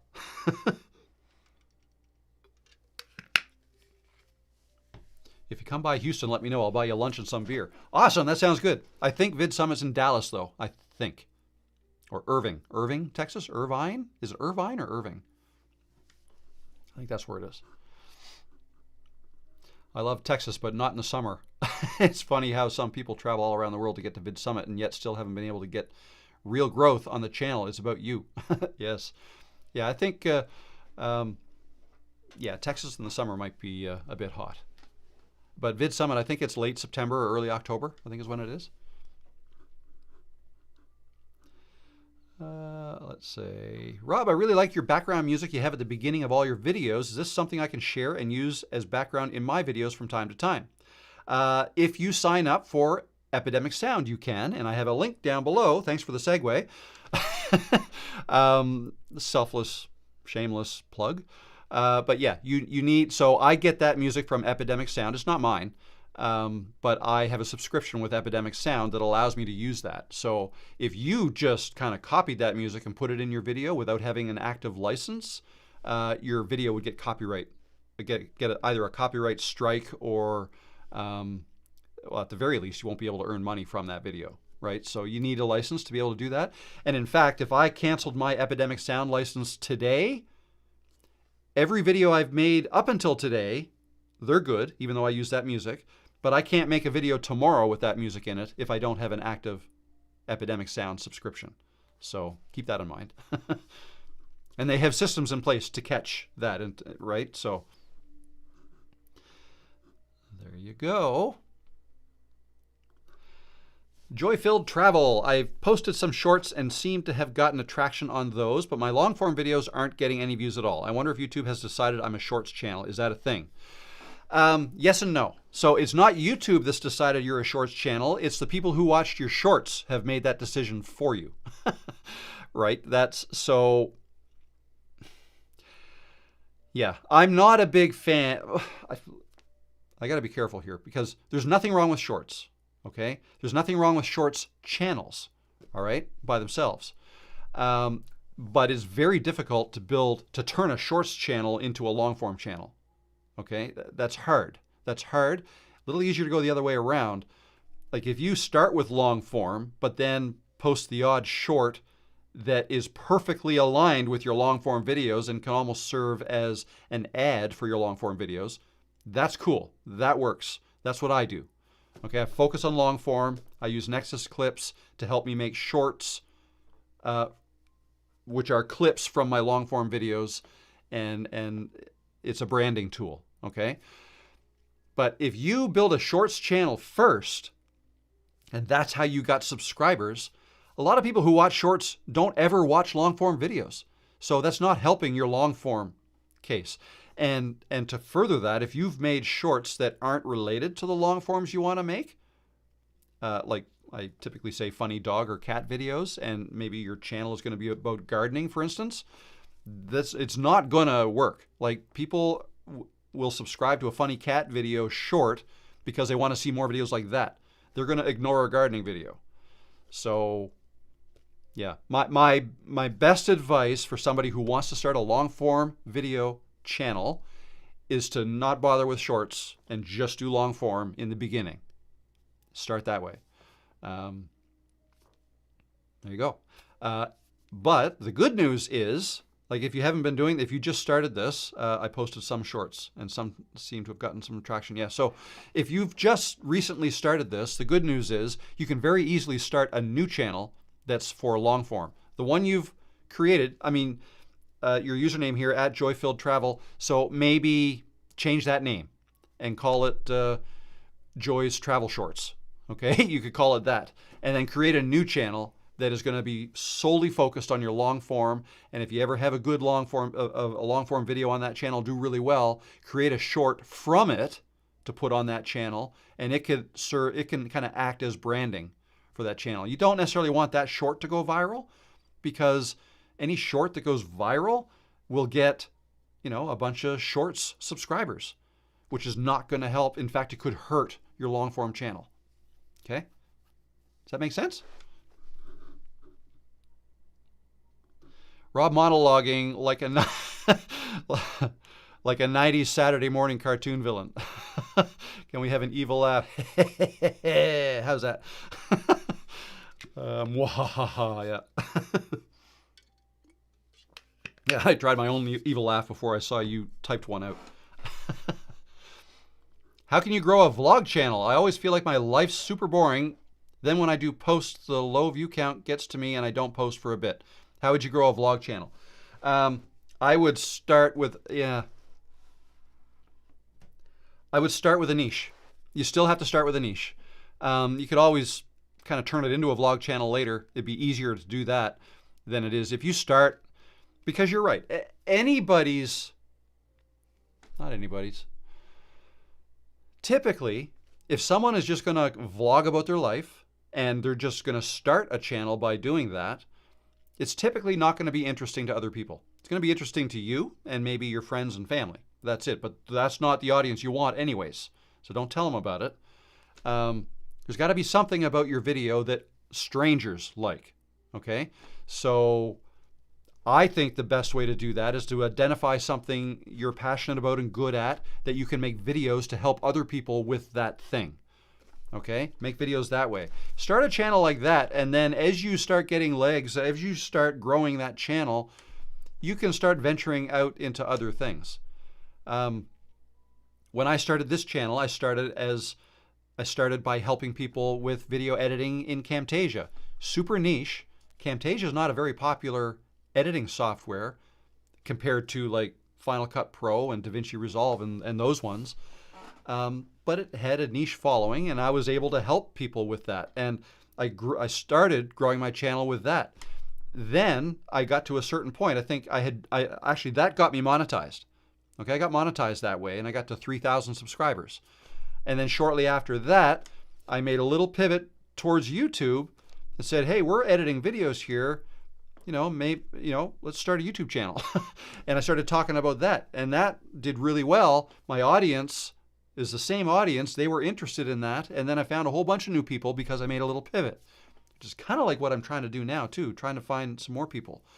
But as your channel grows, so too will the opportunities for you to try new things. And maybe one of the new things that you're going to want to do as you grow is just get more into vlogging your life, right? So if that's where you eventually want to go, I would start by identifying a part of your life that maybe you can help other people with. Maybe you're interested in cars. Like, how do you change a transmission? I don't know. How do you change the oil in your car? Show people how to do that. This is what I do. And it can grow from there. So yeah, I look at vlogging as something that would become easier to get into once your channel's already established by you helping people with other things. Not to say you can't start off with a vlogging channel. It's just hard, as you're finding out. It's just hard to start that way.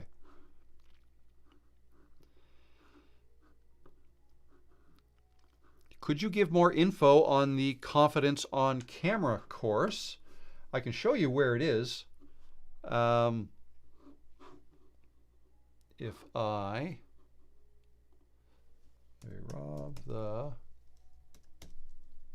go here, and I'll bring this page down here. If you go to my website, and actually, I didn't have to go there. Let's see.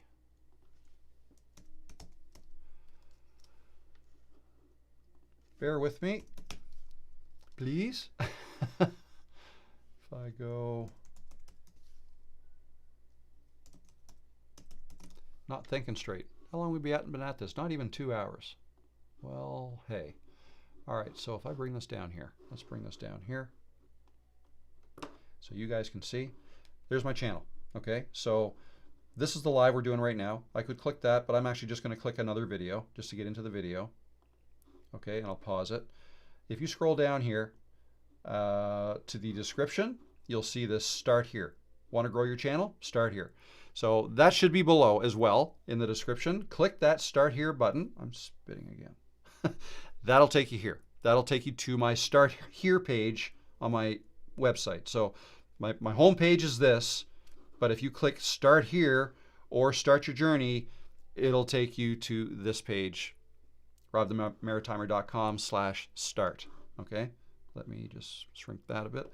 On this page, if you scroll down, let's see, free resources. So here are the free tools that I talk about. You can download the Kickstart kit. If you click here, that'll take you to a landing page. Fill that out to get the kit. If you want to join Creators Cove, join for free by clicking there, filling out that form. Or if you want to download the stats tracker, you can click there, fill out that form, you can download that. Okay, if you keep going down right here, courses, Camera Confidence course. I've got it on for $47 right now. If you click on that, Sorry, that's how you can buy it. But if you want to learn more about it, click the Learn More button, and here you go. So there are 7 videos, 5 lessons. Click the link below to order. So it's videos, me. They're not videos from my YouTube channel. Okay, they're videos I made just for this course. You won't find anywhere else. I talk about a lot of the same things that are in here, but I give you specific exercises that you can go through that I think really helps overcome the lack of camera confidence. Lack of confidence on camera. Okay, so that's how you get that. There you go. Let me quickly go back to the chat. How do I come up with a channel name that fits my audience who are chronically ill? Sorry, let me just... chronically ill, neurodivergent, disabled, wants to grow deeper in relationship with Jesus. AI is generic and cheesy prompt issue. How do I come up with a channel name? Well, let me say right off the top that your channel name is not going to matter that much. It matters not at all in terms of the success of your videos that you're going to put in that channel. Okay, the only thing the channel does is it gives your channel a name that people maybe could search for if they can't find you through a video. But usually the way people find creators is through videos, right? You'll make videos. Video will be on YouTube. Someone will click on it. They'll watch your video, and then they'll say, "Oh, I want to learn more about this creator. I want to see what else they have." Your channel name will be right under your video. They'll click that to go to your channel. Okay, so what that name is called doesn't really matter, but what I recommend you do is you call it something that is easily remembered. People can remember fairly easily, easy to spell, right? And I'm going to say I think your name should be in it. Put your name in your channel name, like I have, Rob the Maritimer. That's what I would do. I'd put my name in it. Now, going back to what would you say was, so channel name that fits my audience, chronically ill, neurodivergent, disabled. Okay, so you're talking about a whole lot of different things there. My concern when I see all the different things you want to talk about is that's too broad, right? You're going to have a hard time finding people or growing a channel with that many different things you want to talk about. Okay, going back to what I talked to the last person about, keeping on one topic in your channel is the best way to grow it. And then, as you start growing a channel, maybe you can kind of branch off into slightly, other things you're interested in. Another way to look at it is this: if you have several interests and you eventually want to talk about them all, pick one to start with and make 10 videos about that one thing. All of your videos are about that one thing, but the other things, like, have them visible somehow in your videos, right? You mentioned Jesus, like, have a picture or a cross on your wall or something, and you can even mention it sometimes in your videos. So my point is, one main topic that your video is about, but then other things can kind of be existing in the background or that you casually bring up. Okay? If you do it that way, you then may get people asking you more, questions about these other things. Can you tell me a little bit more about, your thoughts on Jesus or your neurodivergent or whatever it is, right? And then you can start gauging people's interest in that. But, it really... You're not gonna be doing yourself any favors if you start with too many things that you talk about right out of the gate. The only person, if you think about it that way, if you want to talk about everything you're interested in, there's probably only one person that's interested in all the things you're interested in, and that's you. and what you have to remember is, if you want to grow a YouTube channel, you aren't your audience, right? Your audience is other people. Right? You're not making videos for you. People have to be reminded of that. You're reminded of that. You're making videos for other people. So it almost doesn't matter what you think of your videos. It just matters what other people think. Let's see. Time for a drink, I think.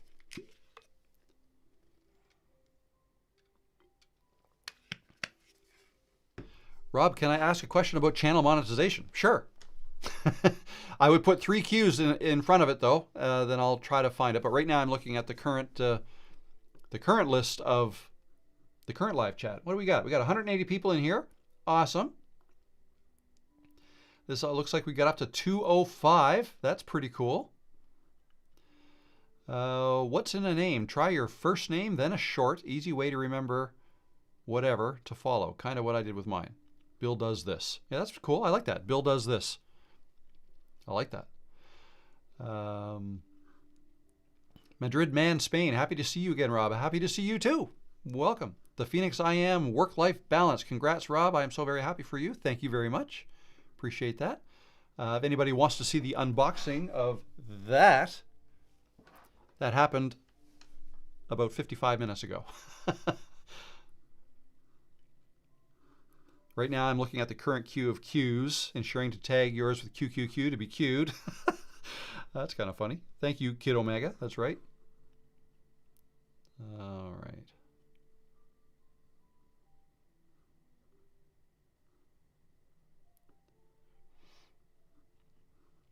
Oh, Steve Brocky. How you doing, Steve? Good to see you. Congrats on your recent milestone. I saw your video. You hit 1,000 subs. That's awesome. Just catching up and played back the unboxing of the silver play button. Never seen an unboxing of that before. Very cool. Thank you. Yeah, it was cool. I don't think I've seen an unboxing of that either. And I certainly have not unboxed one.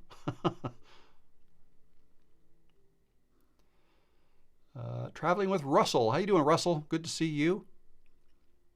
You can always put them in a Google Docs folder that's locked and share the link to the PDF created recipe sheets. Yeah, absolutely. Yeah, most my downloads, I keep them in Google well, not Google Docs, Google Drive. I keep my downloads in Google Drive, and people can only get access to them once they get sent the link, once they enter their name and their email address. I don't know if that's what you guys were talking about, but let's see.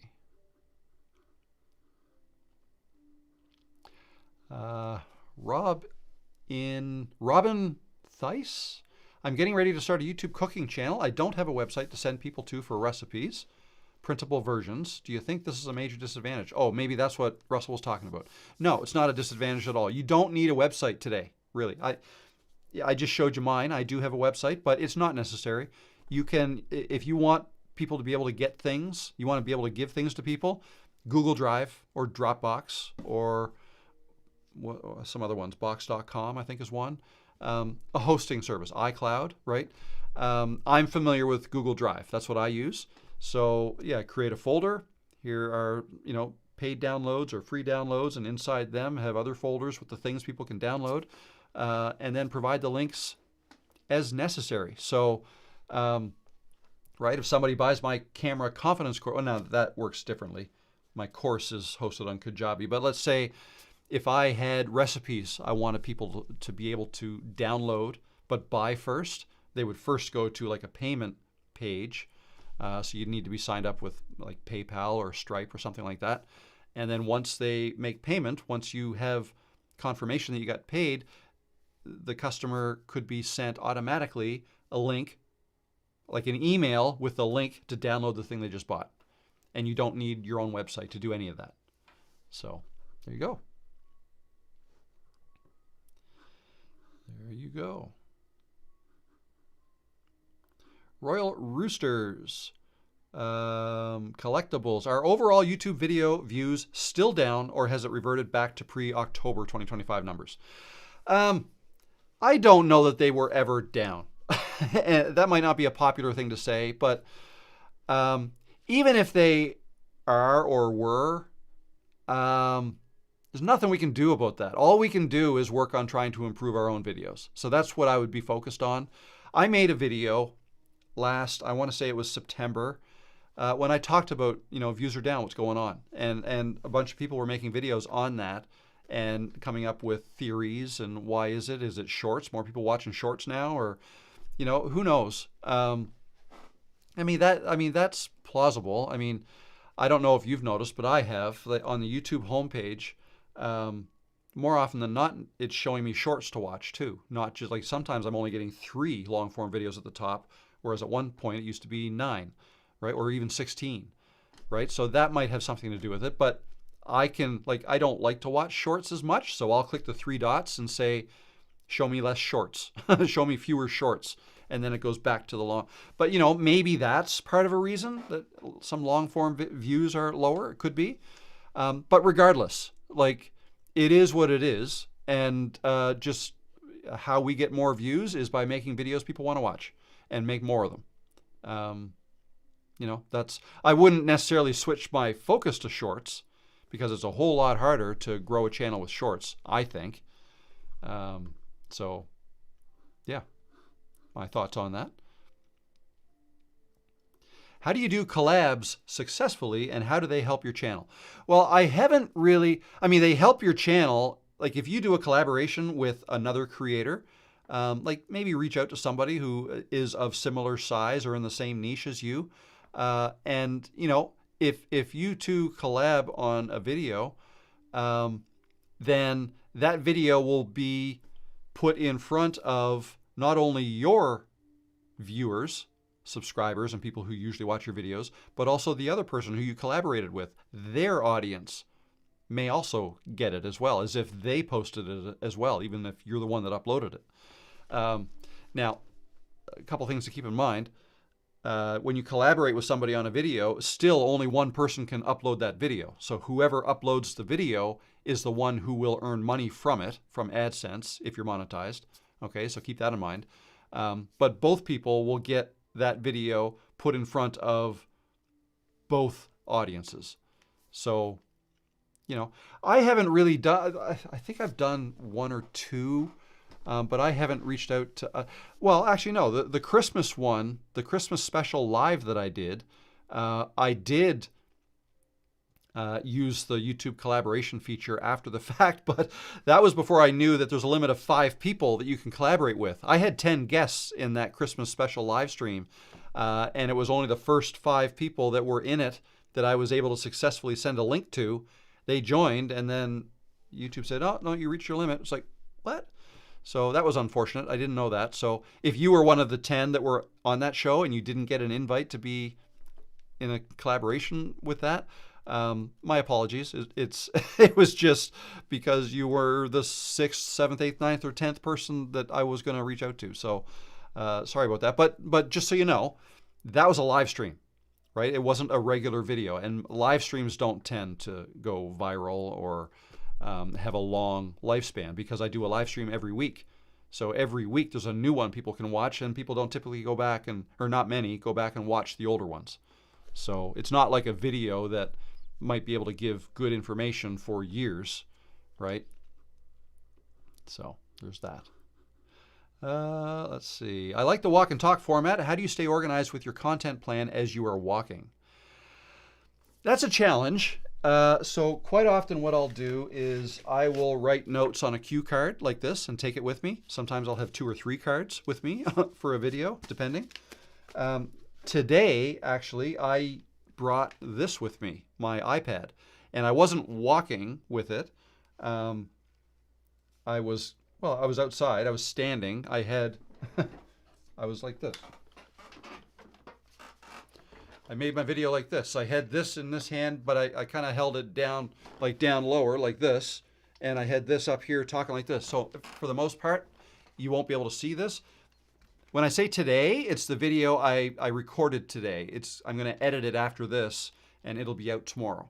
Yeah, I made that outside. Pretty cool outside today, too. It was foggy, and anyway, a little bit different than Costa Rica. But anyways, so yeah, I had more notes that I wanted to refer to today, so I brought my iPad. But, if I don't have that many notes I want to refer to, cue cards are fine. Sometimes I'll go out without any notes. Okay, it just depends on the video.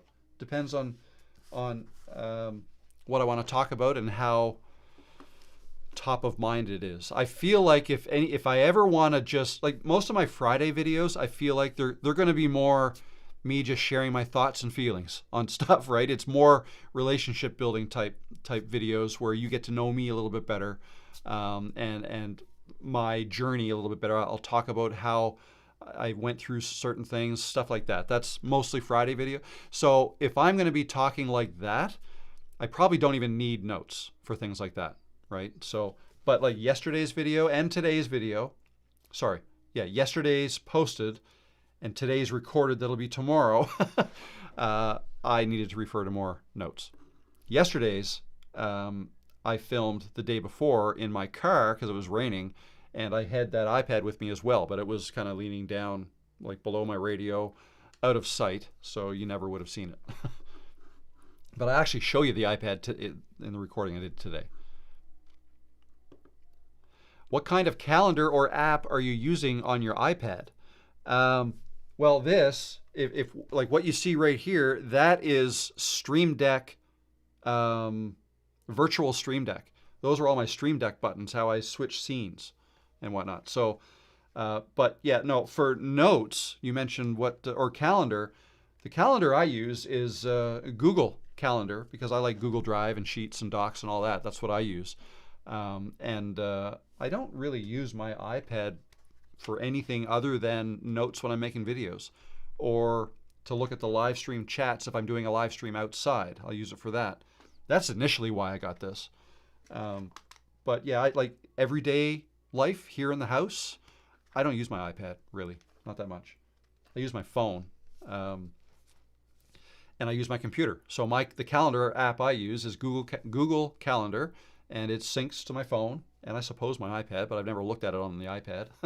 But what I do, like for notes, like when I refer to notes on my iPad, I love Apple Notes, okay? Because I bring it up on my Mac and I'm typing my notes here. You know, as soon as I type them on my Mac, they're automatically available on my iPad and on my phone.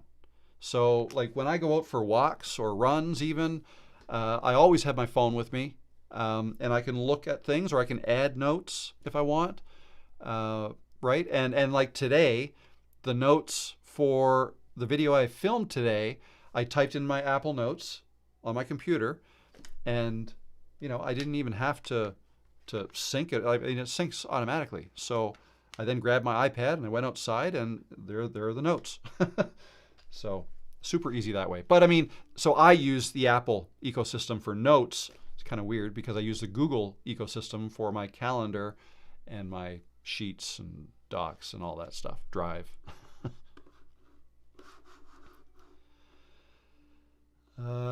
Canada, Philippines adventure. Question, Rob, I have 2,200 subs. Awesome. 6,700 watch hours. No strikes, two-step verified, receiving emails from YouTube, big news partner program. I click start application, takes me back into earn page, but nothing. Yeah, I'm not going to be able to help you with that. I don't know. Yeah, that's almost like a YouTube support thing. I don't know exactly. I mean, the earn tab in YouTube is where you apply for the YouTube partner program. I do recall that, but that was 2 years ago that I did that. So it might look a little different now than it did then. So yeah, I won't be able to. I'm not YouTube support. I don't know exactly how that works now. I can't look it up, so I'm not going to be able to help. Other than, yeah, the Earn tab is where you have to do it, if I recall correctly. All right. I thought the Stream Deck was a calendar. Oops. No, yeah, it kind of looks like one. Oh, it's off now. But, oh, software update tonight. Touch ID. Okay, yeah, I guess it kind of looks like one, but it's not. It's the Stream Deck app. So, but yeah, it's cool. I love that. I don't need a Stream Deck anymore. I have one, but my newer, better, bigger one went to my son.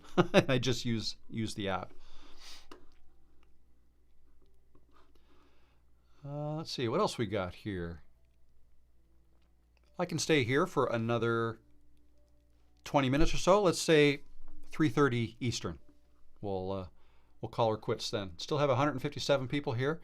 Anything else I wanted to talk about before? Let's see now. So I talked about the few announcements. So Creators Growth Project. If anybody is interested in that, there's an application. No, the application form's not available yet, but the waiting list is. If you want to go to my website, you can get yourself added to the waiting list for more information on that. Within the next day or two, I will have an email go out to everybody about that if you're interested. It's going to be an 8-week program. Probably going to run it 2 more times this year, like this one and then one later on. Yeah, learning from everyone. The first one we ran over Christmas, actually, mid-December through mid-January, was a lot of fun. I had 10 people go through that. Yeah, a lot of fun. The hot seats are fun because and valuable. And I think the accountability is a big part of it too. More so, I've learned from it. Like I was thinking like what I could present in the Creators Growth Project would be the most valuable part of that. But really it was more the coaching. Like it's like group coaching, but with one-on-one coaching included as well, right? So everybody gets a couple of one-on-one calls they can book whenever they want, everybody who's in the program. And besides that, once a week we get together and it's basically group coaching. Like 3 or 4 people every week will be assigned to the hot seat and will come with a question, something they need help with, and we talk it through and other people chime in, other people can help, I can help, other people learn from this whole experience, and we do that with several people every time we get together. And we get together 8 times. Now, the last one was 6 times throughout the program. So it's pretty cool. And then after that, there's the Alumni Hub, where we would continue to get together monthly, a little bit less structured. But the Alumni Hub is going to grow because, I mean, the 10 people who went through this in January are in the Alumni Hub now. We get and actually our next call is this week, this Thursday. But once this second group finishes and they go into the Alumni Hub, now the Alumni Hub is twice as big and there's more people you can learn from. So anyway, more information on that in the next day or two. I'm working on a new content schedule now, and again, a new experiment that I'm starting on Friday, and it's going to take a year, and there's going to be 8 to 10 videos throughout the year on this to kind of document how it's going. And that experiment is, can YouTube be the business? In other words, can you earn enough just from YouTube without having to create another business? Digital downloads, courses, coaching, consulting, and all that stuff, merch, affiliate sales, all that, all the things you could do. But I'm getting the sense that, I think a lot of people would just like, I just want to do YouTube. I just want to do YouTube videos and make enough money from it and to, So that's the experiment. Can that be done? Because up until now, I've always said, I don't think so. Very few people, I think, are making a go just with YouTube. You typically need to have something else going on. But we're going to try to get it done just with YouTube. Let's see. Monkey Wrench says, how much does the creator program cost? It was $2,000 last time. It's going to be more this time. I haven't actually landed on it yet, but that'll be part of the whole process. It's a cohort. Basically, yeah, it is a cohort, but with an individual element to it. So weekly cohort, we all get together weekly, but then you get to book time with me, one-on-one calls with me throughout the program. Okay. Last time we did 3. Everyone was allowed, or allotted, I guess, 3. But not everybody used them all. So they can continue to use them like as needed as the year goes on. Those who didn't use all 3 can book it later. But maybe that's not even needed. So that's probably 2 or 3.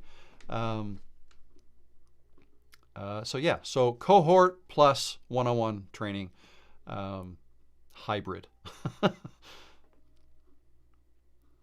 What are the meetings, days and times? My schedule is tight and I'm 3 time zones west of you.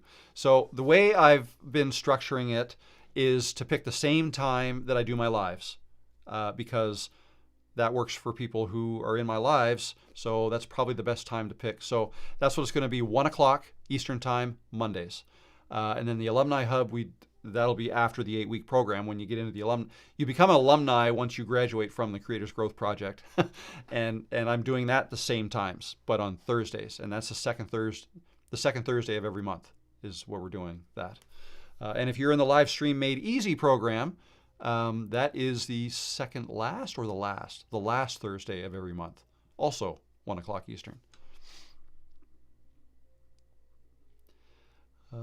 Let's see.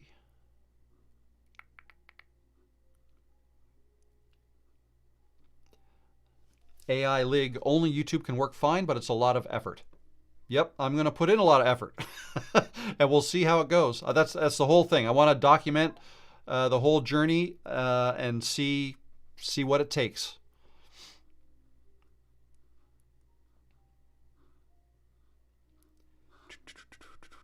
All right, I think I'm caught up with all the questions. If you've, oh wait now.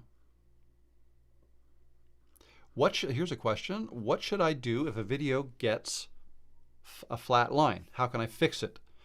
I honestly wouldn't worry about that. I'd work on your next video.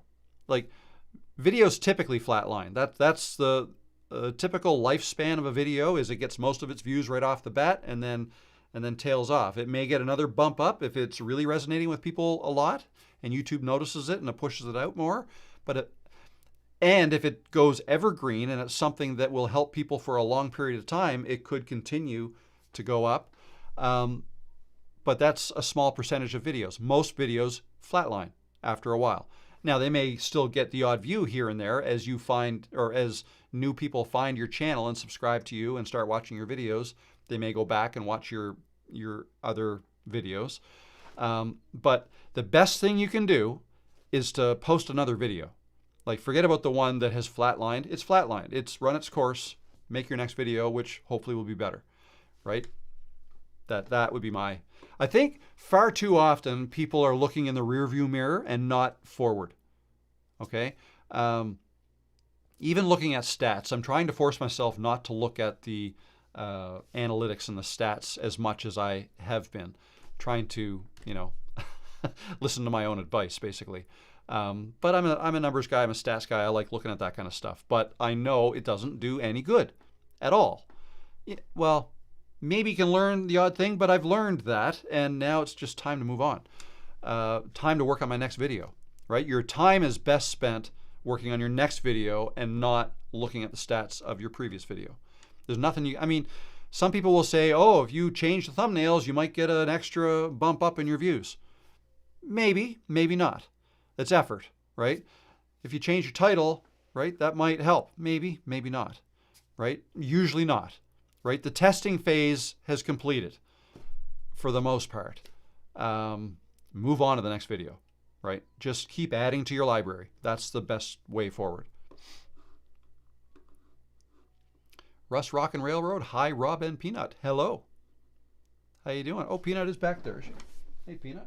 She gave up on me. She started up here, and she was in my way when I was unboxing, and she had to move.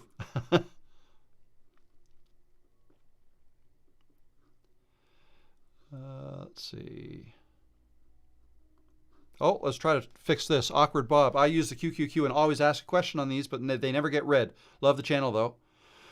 Well, there was no question there. Sorry if I missed your question, but if there was a question there, I would have answered it right now. Don't take it personally. I try to answer as many as I can. Hi, Rob. Did your cat miss you when you're on vacation? I have a cat as mascot in my studio as well. We've been together over 15 years now, and we are together full time. Awesome.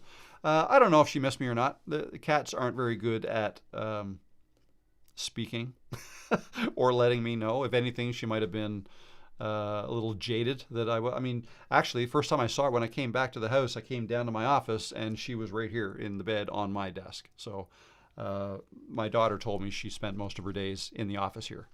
So maybe she missed me. She probably misses me because I feed her at 5 a.m. every day, and I know my daughter was not feeding her that early. So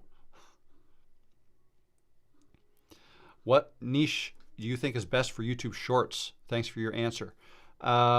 So first of all, I'm not a Shorts guy. Like, that's not my forte. That's not what I've been successful at. So take this with a grain of salt. I feel shorts are best for entertainment. That's why I watch them, to be entertained. Funny videos, right? So in terms of niche, I don't even know if that matters. If you're making comedy videos, anything that's funny, right? Well, that could be a niche in and of itself. The way I use shorts is for branding help with my channel. Okay, and that's it. So I focus on long form videos, and I'll make the odd short to help with branding, to keep my name out there to long form people who happen to watch shorts the odd time. I'm not trying to grow a shorts channel. That's not what I do.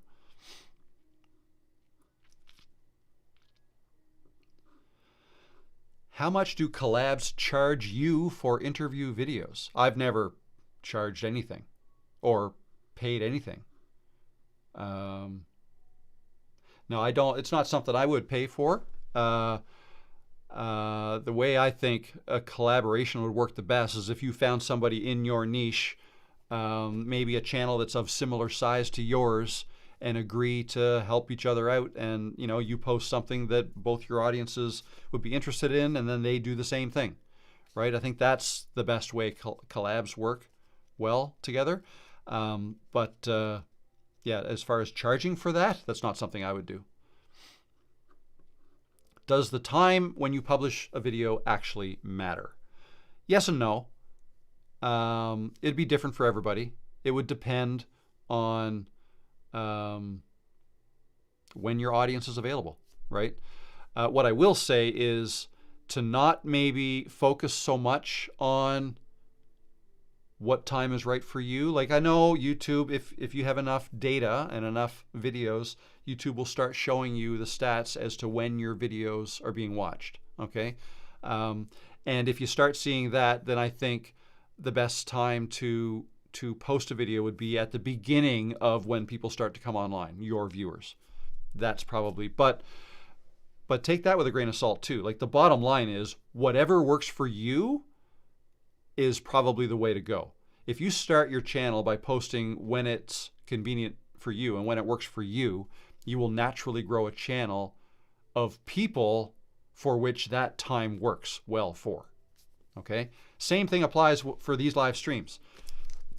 I made the decision to go with 2 o'clock local time here on Tuesdays quite a while ago. That worked for me, and now it works for you guys.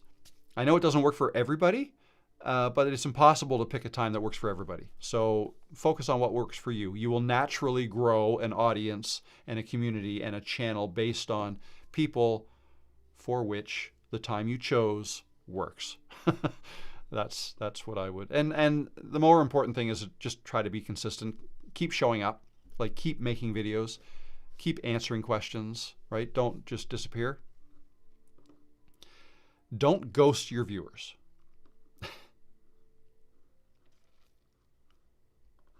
A few of my videos got 5 million plus views. Holy crap. But it's not the content I want to make. Okay. Majority of 25,000 subs are from those 2 videos. How long until making an audience finds me if I'm making videos weekly? Okay, you've got 25,000 subs and 5 million views, mostly from 2 videos, and you don't want to make more content like that. Sounds to me like you need a new channel because that's what that channel is. Okay, it could take a long time to see. What has to happen now is you've got to get rid of those 25,000 subscribers and gain new ones who like your new content, right? But 25,000 people aren't just going to leave like that. So you've kind of baked in what that channel's about. Can you change it? Yeah, maybe, but it's going to take a lot of time and a lot of effort, right? You got a lot of videos, and you're going to be losing subscribers, right? But which is good because you don't want to make that content anymore. What I would be tempted to do is just to leave that channel the way it is in case you ever decide to make that kind of content again in the future, and start a new channel with the new content you want to make that's a different niche. Okay, if it's a different, and I think you said it's a different niche, not the content I want to make. So yeah, yeah, that's what I would do. That's what I would do. Maybe it's not what you want to hear, but that is what I would do. I mean, you could try, but it could maybe, I mean, you could try by making a video that kind of explains to your audience, yeah, I made these 2 videos. I know most of you are here for these, but you know, from now on, this channel is going to go this way, and this is what I'm going to make. The first video of this style is going to be tomorrow, and if you like it, great. If you don't, sorry, but I don't like making those videos. I don't know, however you want to say it.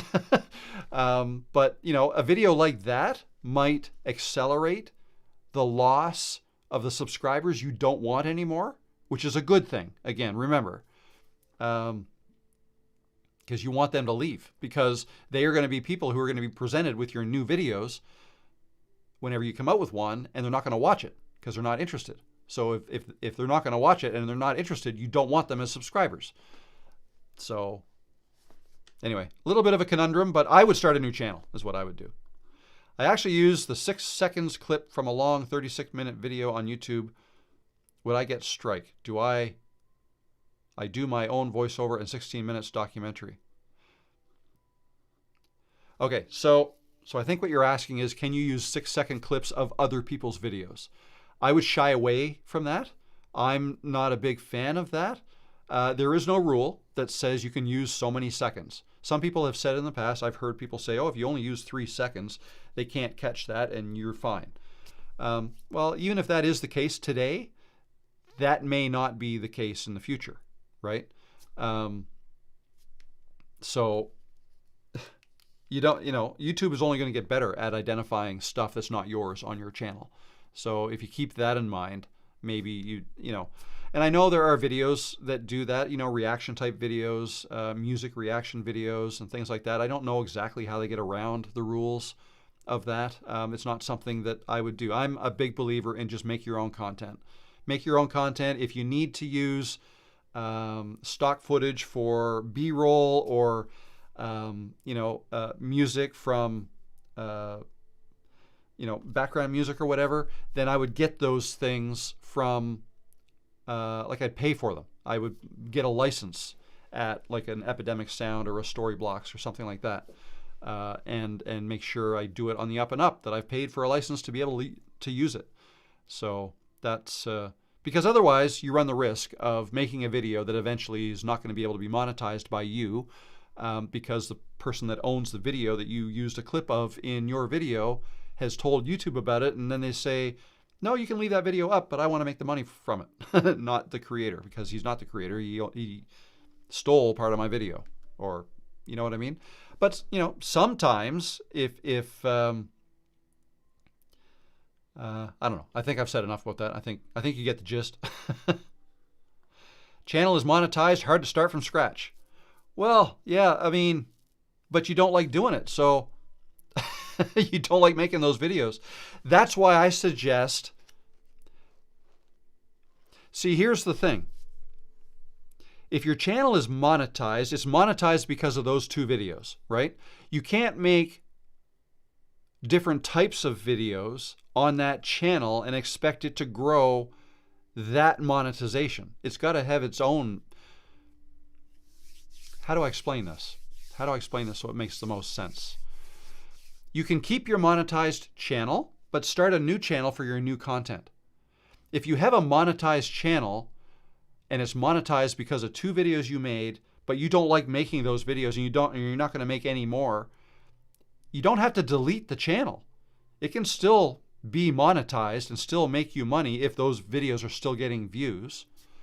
If they're not getting views, then the only way to keep getting views to that channel is to make more videos that audience wants to watch. And it probably means making more videos like those first 2, which you've said you don't want to make.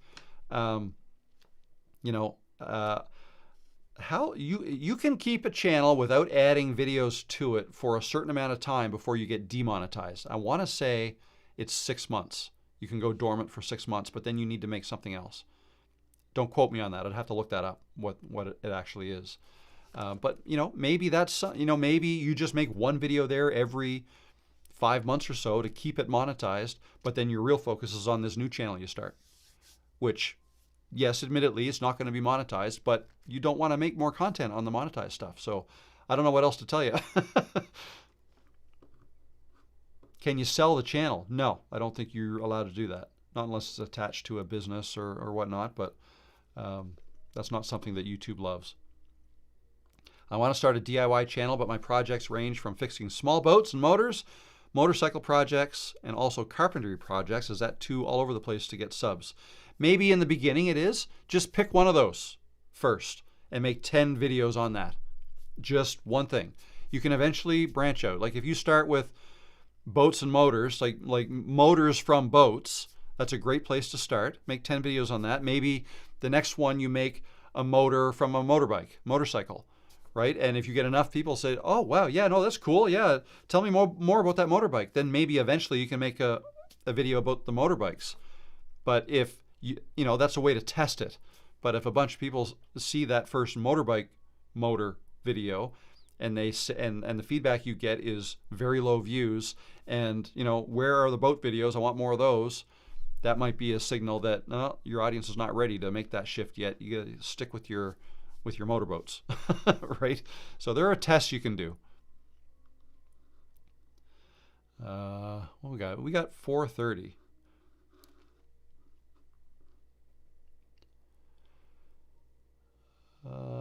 Let's see now.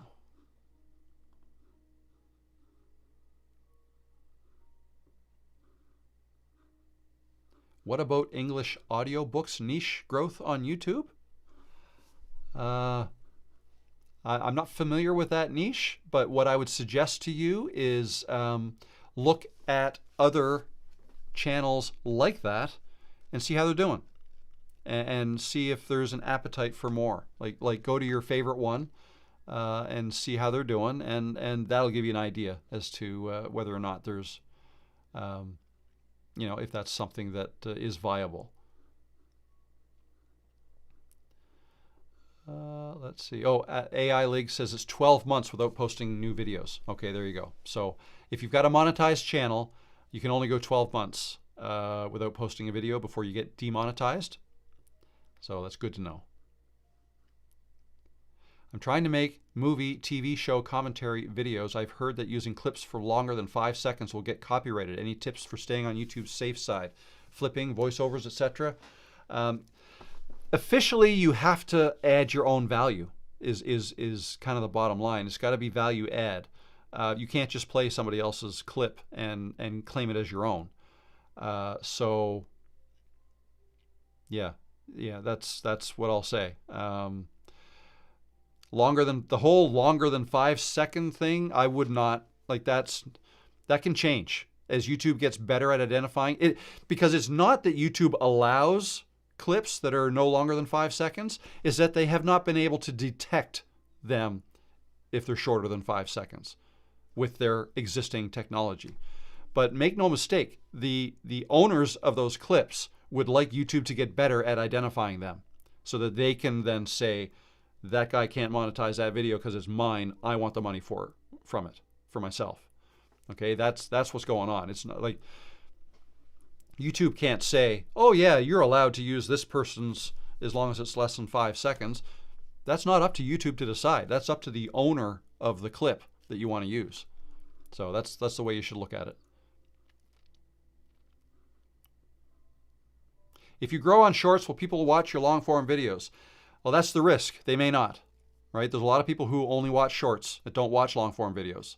That's the risk you take. That's why I suggest if you want to grow a long form channel, start with long form. Don't start with shorts. Start with long form.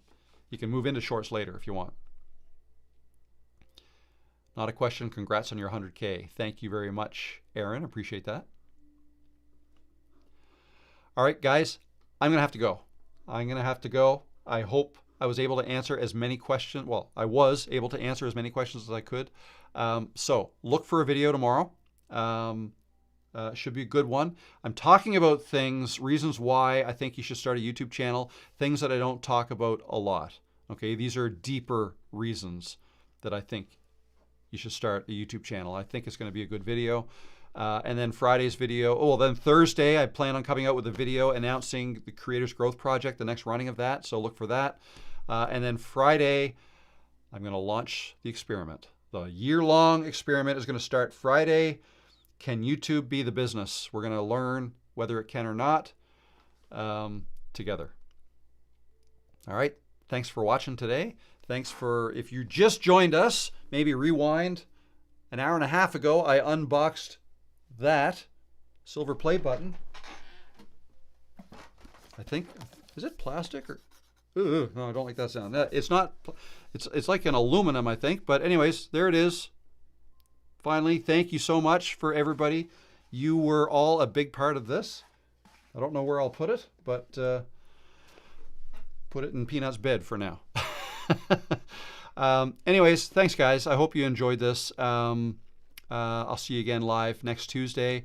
If anybody has any questions after this live chat shuts down in about 5 minutes, usually, I don't know how long it takes, but eventually you'll be able to leave comments here. If you have any questions, you can ask them there. Yeah, I think that's all I got. Hope you have a great rest of your week, and I'll see you live next Tuesday. Take care, guys. Bye.